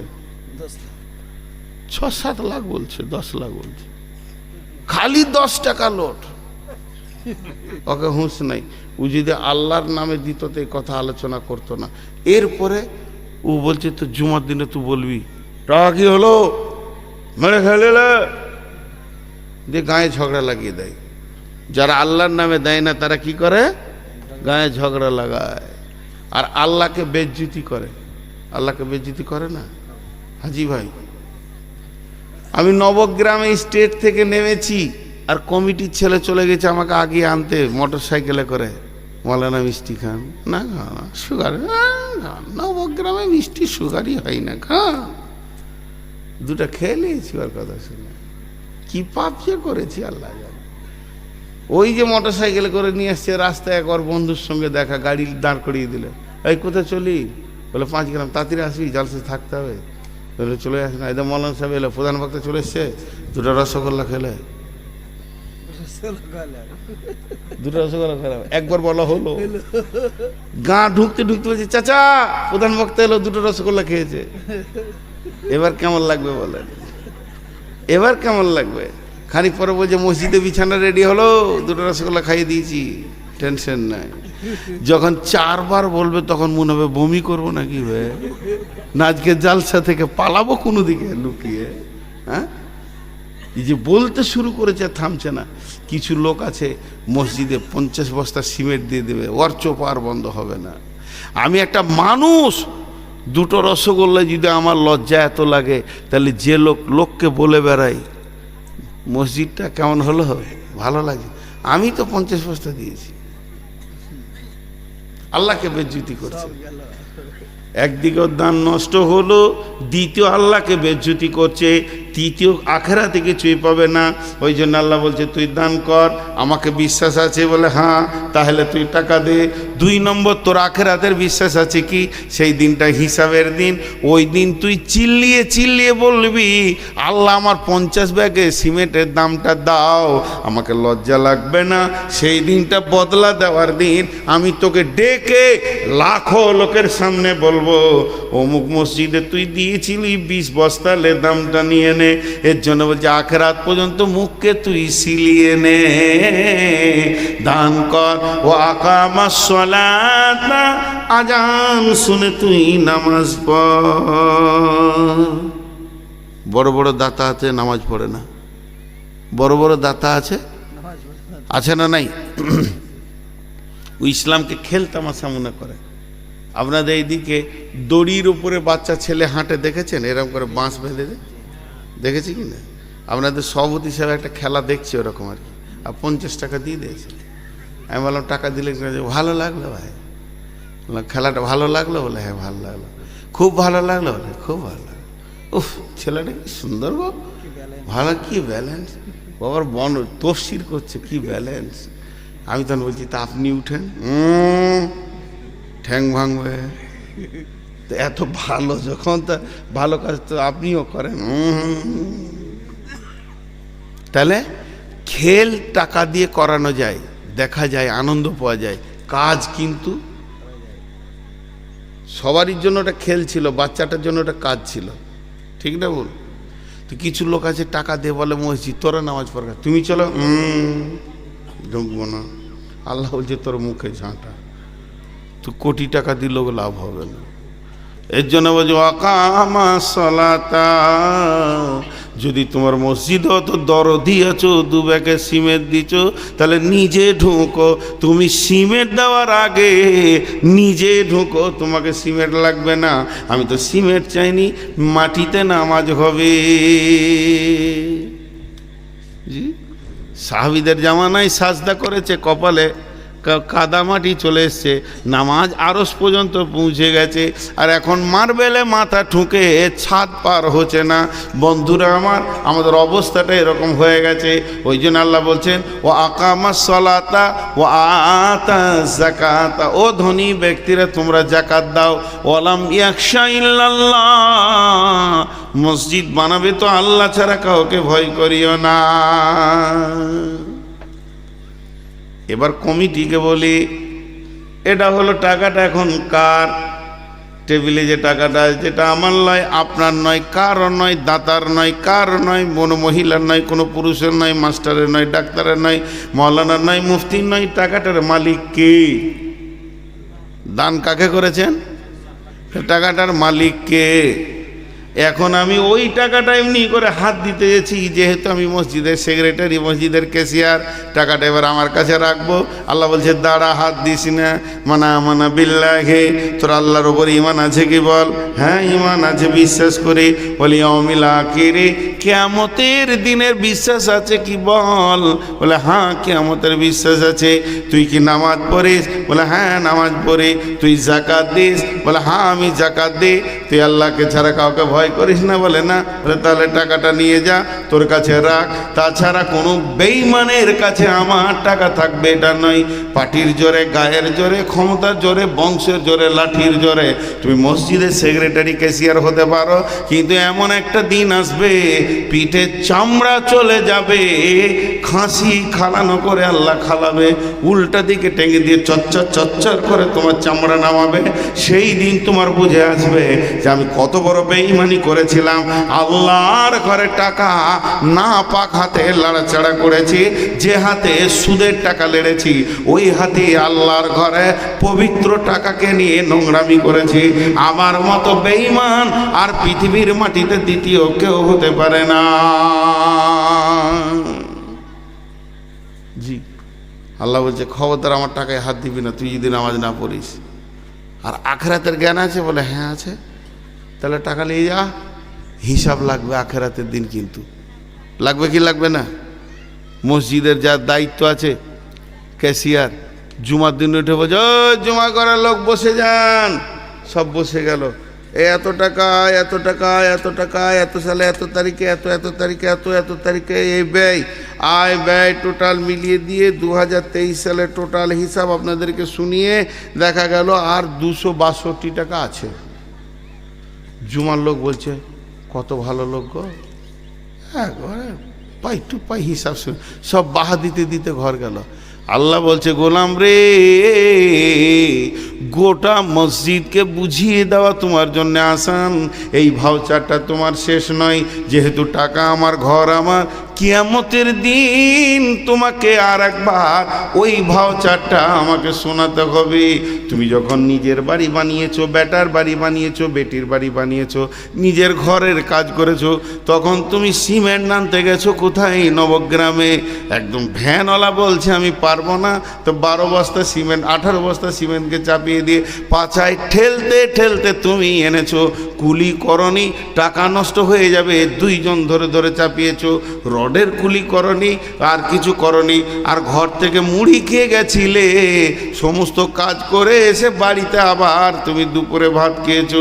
আর যখন তোমাকে মসজিদের কাজে পাঠানো হচ্ছে, ভ্যান ভাড়া হলো 400 টাকা, কুলি ভাড়া 600 টাকা, টিফিন খরচ 800 টাকা, আর রাস্তার খরচ অমুক খরচ তসুর খরচ, আর 4 বস্তা সিমেন্টের দাম 4-1600 টাকা। তুমি 1600 টাকার মাল আনতে নিয়ে 3500 টাকা টিফিন খেয়েছো। এসো তোমার হলার মেপে ছেড়ে দিব আমি আল্লাহ। তোমার ঘরটা যেদিন হয়েছিল সেদিন কুলি লাগাওনি, রসগোল্লা খাওনি, সেদিন তুমি কত কষ্ট করে চলেছো। আর আল্লাহর ঘর বানাতে গিয়ে খালি ভাউচার মেরে মেরে শেষ করে দিলে। এসো তোমাকে একদিন কিয়ামতের দিন সোজা করে নিব। তোমার খরচা কত হতে পারে, আয় কত হতে পারে, ব্যয় কত হতে পারে।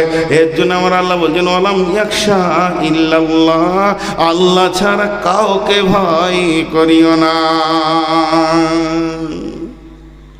জি আল্লাহ নিবে না ভাউচার কিয়ামতের মাঠে? খালি মসজিদের সেক্রেটারি হওয়ায় খুব খুশি, ওর গা গরম হয়ে গেছে সহ্য করতে। কিন্তু মসজিদের শুধু এখানকার কথা বলছি, ডানে বামে তাকানোর এমনও আছে, দাঁড়ান একটু আগাতে দেন, এমন আছে যে পঙ্খান্ন হিসাব রাখে।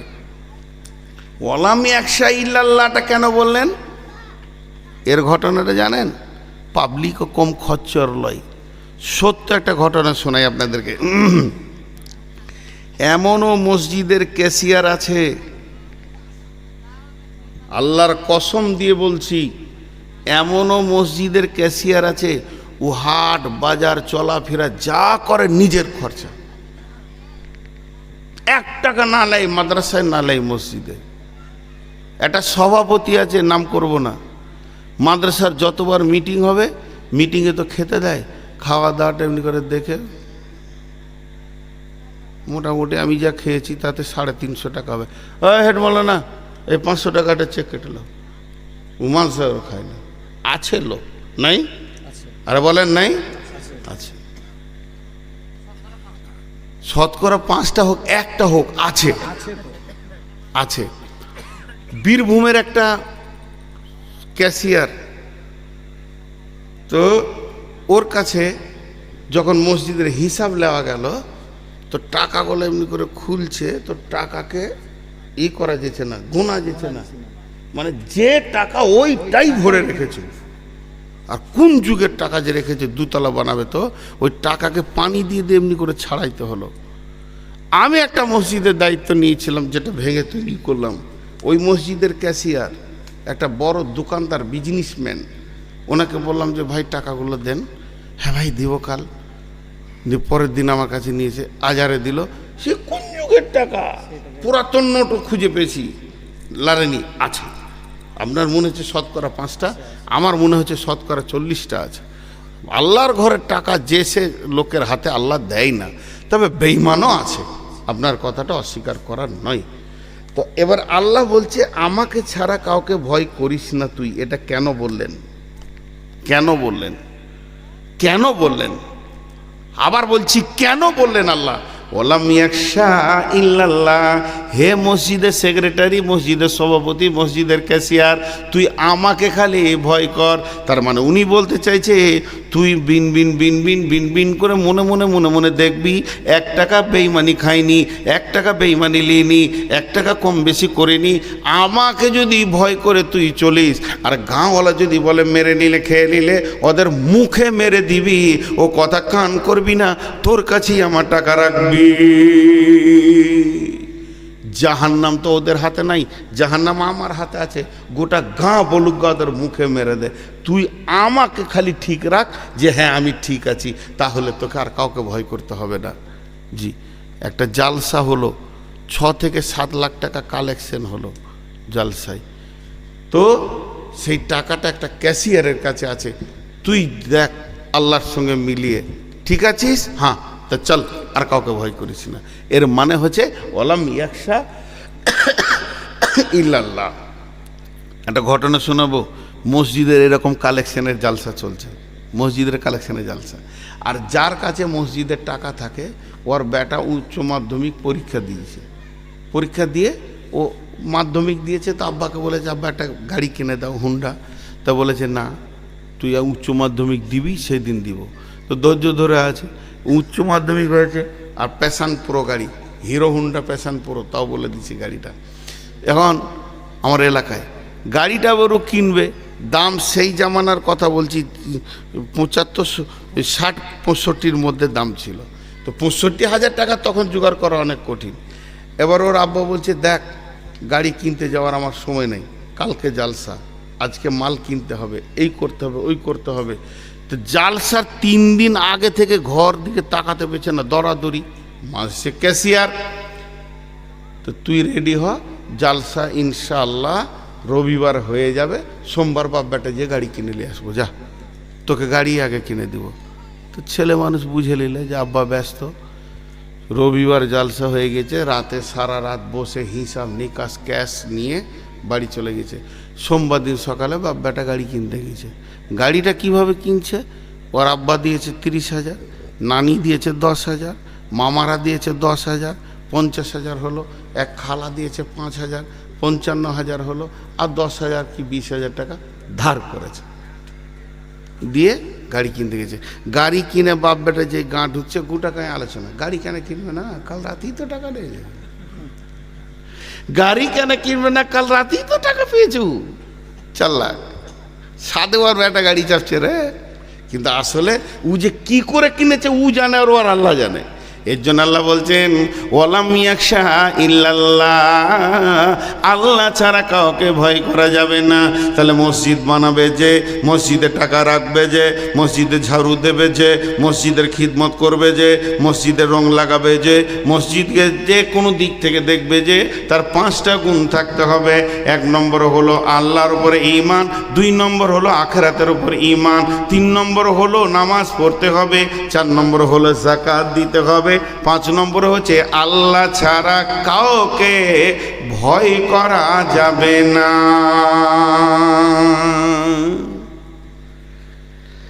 আল্লাহ ছাড়া কাউকে ভয় করা যাবে না। এর আর একটা ব্যাখ্যা আছে।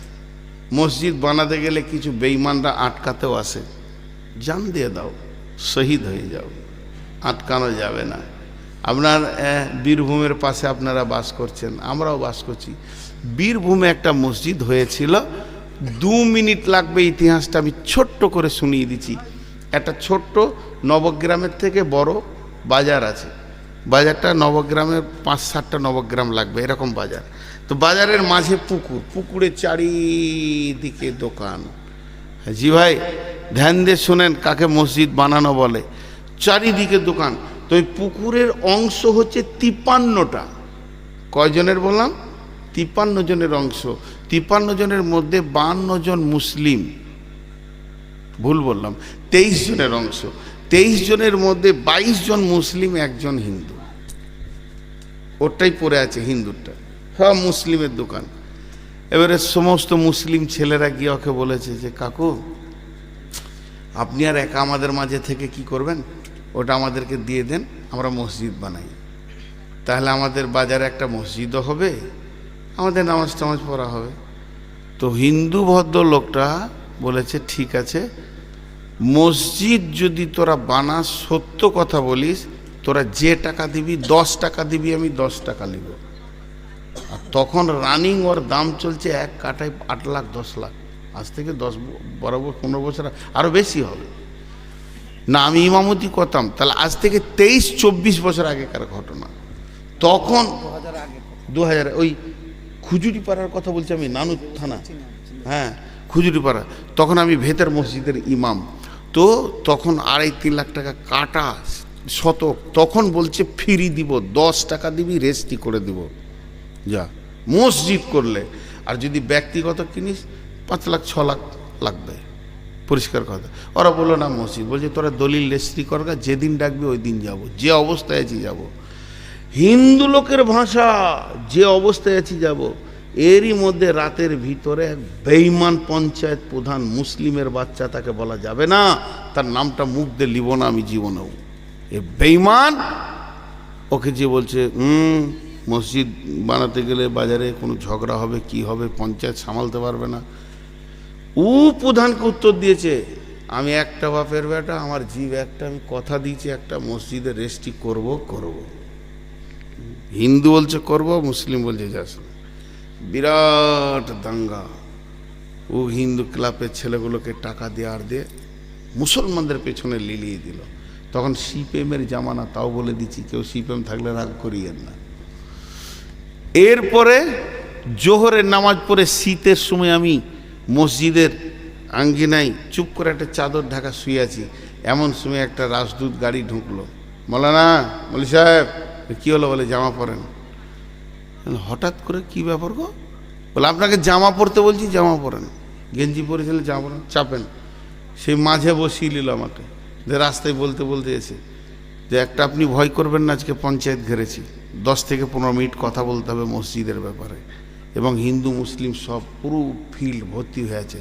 চারিদিকে একটা থমথমে ভাব, কখন কে মার্ডার হবে কোনো ঠিক নাই। তবে একটা কথা বলছি, আগে আমরা মরবো, তারপর আপনি মরবেন। ছেলে মানুষ গেলাম পঞ্চায়েতে বানাতে, 10 মিনিট কথা বললাম। হিন্দুদেরকে খুব ওপরে তুললাম, আসেন মসজিদে ঢুকে যান, ঠেলে বের করে দিব না। মসজিদে ঢুকে যান, বের করে দেবো না। আপনারাই আপনাদের মন্দিরে ঢুকতে পারবেন না, ঠেলে বের করে দেবে, যে এই ঢুকতে পাবে না, ও ঢুকতে পাবে না, এই করবে, এই ছুত হবে। আমাদের ছুত নাই, আসেন উদার দিলে ভরে নিব। এর উপরে বক্তব্য রাখলাম। আর এরকম সকেট বোম নিয়ে দাঁড়িয়ে আছে 10-12 জন। বলছে মৌলানা সাহেব একটু ভয় করবেন না, আগে আমাদেরকে মরতে দেন। কথাবার্তা বলা হলো। মাগরিবের নামাজটা হাই স্কুলের ফিল্ডে হলো। সারা রাত বোম মারামারি চলছে। তখন রাত 10টা সিউড়ি থেকে আর্মি নামলো, পুলিশ নামলো, কাদা ছয়লাম।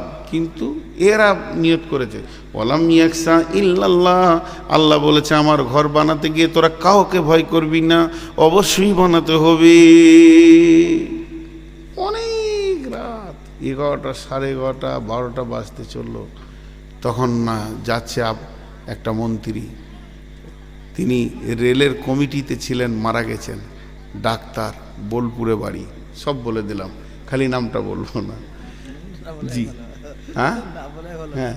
তিনি যাওয়ার পর পুলিশ দেখে ডাকলে, কি হয়েছে রে? দাঁড়া, আমি তো শুনেছি, কলকাতায় ছিলাম। ঠিক আছে বলো। মুসলিম ছেলেরা কোথাও আছে, এদিকে এসো। বাজারে কটা মন্দির আছে? বলে গুণে শেষ করা যাবে না। মসজিদ কটা আছে? একটাও নেই। কত দূরে মসজিদ? আমাদের 1.5 কিলোমিটারের নিচে নাই, যে মসজিদটা সব থেকে কাছে। উনি সমস্ত পুলিশদেরকে বলে যাও, চলে যাও। এত পাওয়ার ছিল, চলে গেল। বলছে আমি দাঁড়িয়ে আছি, তোরা মসজিদ কর। আমি দাঁড়িয়ে আছি। জি, হিন্দু ব্যানার্জি ঘরের ছেলে। শুরু হয়ে গেল বাঁশ গাড়তে গাড়তে গাড়তে গাড়তে, চাটাই দিয়ে, বাতি দিয়ে, বাঁশ বানাতে বানাতে বানাতে বানাতে প্রথম আজান, ফজরের আজান হলো। আসসালাতু খায়রুম মিনান নাওম। বর্তমানে মসজিদটা 2 তলা হয়ে গেছে এবং মক্তব থেকে নিয়ে নামাজ 5 ওয়াক্তে লোকের জায়গা হয় না। তো আল্লাহ তাবারাক ওয়া তাআলা বলছেন, পৃথিবীর মাটিতে মসজিদ বানাবি, কলিজাটা দিয়ে দে, প্রয়োজন হলে কলিজাটা নিয়ে নে। ওয়ালাম ইয়াকশা ইল্লাল্লাহ, আল্লাহ ছাড়া তোরা কাউকে ভয় করবি না। কিন্তু আজকে একটা মসজিদ আমাদের কাছ থেকে চলে গেল। আরও কিছু টার্গেট করেছে। কিন্তু দুঃখের বিষয় কোনটা জানেন? এখান থেকে 3000 কিলোমিটার দূরে মসজিদ চলে গেল, যা 3 কোটি কিলোমিটার দূরে গেলেও কলিজাতে লাগবে, লেগেছে। কিন্তু বাড়ির পাশে মসজিদটা কেউ ঢুকেছে এখনো? কেউ ঢুকেছে? বলেন একবার এই কথাটা উত্তর দেন। 10 হাত দূরে আপনার যে বাড়ির পাশে মসজিদ, সেটা এখনো ঢুকিনি। ভাই, ওই জিদে যদি সমস্ত মুসলমান একসঙ্গে মসজিদ ঢুকে যেত, তা ইনশাআল্লাহ ও মসজিদ ফেরত চলে আসতো। কোরআন আছে, ওয়াদাল্লাহুল্লাযীনা আমানু মিনকুম ওয়া আমিলুস সালিহাতি লা ইস্তাকলিফান্নাহুম ফিল আরদি কামা ইস্তাকলাফাল্লাযীনা মিন ক্বাবলিকুম। ভাইয়া, আপনাদের কাছে প্রায় 5 মিনিট কম 2 ঘন্টা বকে দিয়েছি, 5 মিনিট কম, 55তে শুরু করেছি।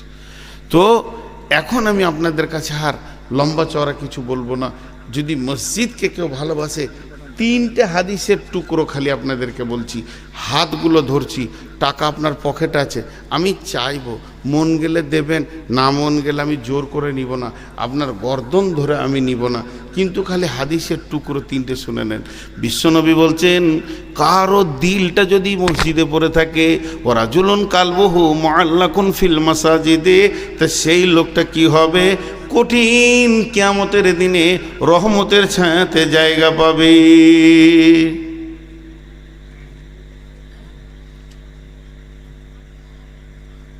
কি হলো? রহমতের ছায়াতে জায়গা পাবে।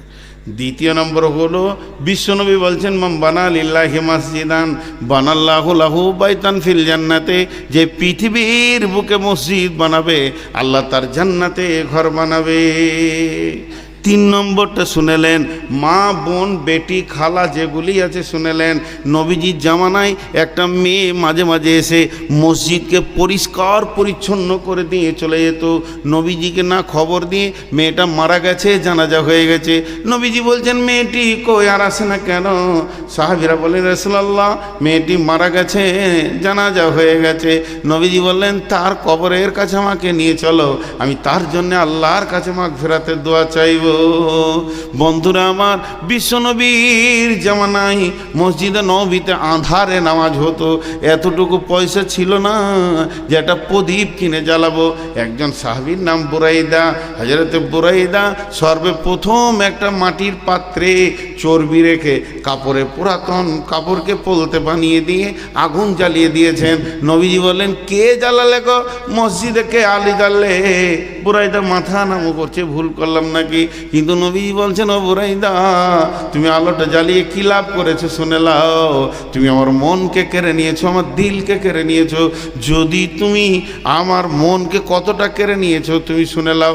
আমার যদি 5 নম্বর কোনো মেয়ে থাকতো, কিংবা কোনো মেয়ের বিয়ে হতে বাকি থাকতো, এখনই তোমার সাথে বিয়ে দিয়ে আমি জামাই বানিয়ে নিতাম। মসজিদ কত দামি জায়গা। আর আল্লাহ রসুল আফসোস করে একটা কথা বলেছেন, জাহারাতিল আসওয়াত ফিল মাসাজিদে, এই কিয়ামতের আগে মসজিদটাকে বটুখানার মতো জোরে জোরে গল্প করবে। এইটা করে ফেলেছি, বাকিগুলো করছি না। তা মেয়েদের কাছে একটা ঝাঁটার দাম নিব, সেই কোনো মা আছেন, একটা ঝাঁটার মূল্য কত? 25 টাকা। সব থেকে বেশি দাম কত? 5 লাখেও শেষ হবে না। যে কাবা শরীফে যেগুলো ঝাড়ু দিচ্ছে মেশিনে, 5 লাখ 10 লাখ দাম। বাবজি বসেন, কালেকশনের সময় পালিয়ে যাওয়াটা ভালো মানুষের লক্ষণ লয়। বা বসেন, জি, ওখানে কিছু দেন, 2-4 বস্তা সিমেন্ট। আর যারা পুরুষ, তারা একটা আলোর দাম দেন, একটা বাল্ব 20-50 টাকা তো পাওয়া যায়। আর একটা ভালো যদি ইনভার্টার নেন, 30-40 হাজার টাকাও লাগে। বিধায় আমি সব রকম বললাম। মা বোনেদের কাছে কালেকশন লওয়ার বিষয়টা কি আছে? মেয়েদের কাছে যেভাবে নেওয়া হচ্ছে, চাদর আছে, ওখানে দিয়ে দেন। আর পুরুষ যে কজনই আছেন, দেখেন বাবজি কালেকশনের কথা শুনে উঠে নিজে দিয়ে গেল। হিসামউদ্দিন মাস্টার একটা হিসামউদ্দিন শেখ একটা বালিক, গাফফার শেখ 2 ব্যাগ সিমেন্ট, রনি শেখ 100 টাকা 2 ব্যাগ সিমেন্ট, আর আজিদ শেখ 100 টাকা। আর এটা কি? কলিমুদ্দিন শেখ 5 বস্তা সিমেন্ট। এই চলে যাচ্ছেন কেন? শুনেন আমার কথাটা। কিছু না দিলেও 10টা টাকা আমার হাতে দিয়ে যান। যটা লোক বসে আছেন 10 টাকা করে দিলেও তো কিছু হবে বাবা। একবারে পুরো নীল অবস্থায় কেউ যাবেন না। আমি শেষ টাকাটা চাইছি, 10 টাকা না হয় 1 টাকাটা দিয়ে টেবিলে যান। আল্লাহর রাস্তে আল্লাহর জন্য চাইছি আপনাদের কাছে। জি ভাই, বায়ন আজকের মতো শেষ। এখন 2 মিনিট কালেকশন করব। কেউ আছেন 2-5 বস্তা সিমেন্ট দেনেওয়ালা? মসজিদের 2 তলা কাজ শুরু হবে। বানা যে যা পারবেন দেন, যে যা পারবেন, যে যা পারবেন। মাশাআল্লাহ, যে যা পারবেন দেন, আল্লাহর রাস্তায় দেন। এই আল্লাহ দানগুলো তুমি কবুল করে। আবার ওনারা চাদর নিয়ে গেছেন, দেন ওখানে দেন। 10, 20, 50 যে যা পারবেন দেন। খালি একদম করিয়েন না। যজন বসে আছেন একদম খালি না। জি, মেয়েদের গায়ে চাদর গাছে মা বোনেরা চাদর গেছে, সকলে দোয়া পড়েন। সুবহানাকা আল্লাহুম্মা ওয়া বিহামদিকা ওয়া আশহাদু আল্লা ইলাহা ইল্লা আনতা আস্তাগফিরুকা ওয়া আতুবু ইলাইকা। দেন, যে যা পারবেন আল্লাহর রাস্তায় দেন। যতটা আপনার ক্ষমতা আছে অতটা পরিমাণে দেন। জি, পেছন দিয়ে যেন না ভাই, আমার চাদরে ওখানে বা টেবিলে 2, 10, 20, 50 দিয়ে যান। জাযাকুমুল্লাহ, হাইয়াকুমুল্লাহ, বারাকুমুল্লাহ, মাশাআল্লাহ। জি বাপ, জাযাকুমুল্লাহ। দেখেন, সোনা 200 টাকা দিলেন, মাশাআল্লাহ। আসসালামু আলাইকুম। আপনাকে যুগের মামলা সাহেব আপনাকে সালাম দিয়ে আসি। ও যুগের মাসে। জি জি জি, ওয়ালাইকুম আসসালাম। হেড বলো না? আসতে পারেনি, পুরাতে মামলা সাহেব বলে আবার ও বেশ বেশ, ঠিক।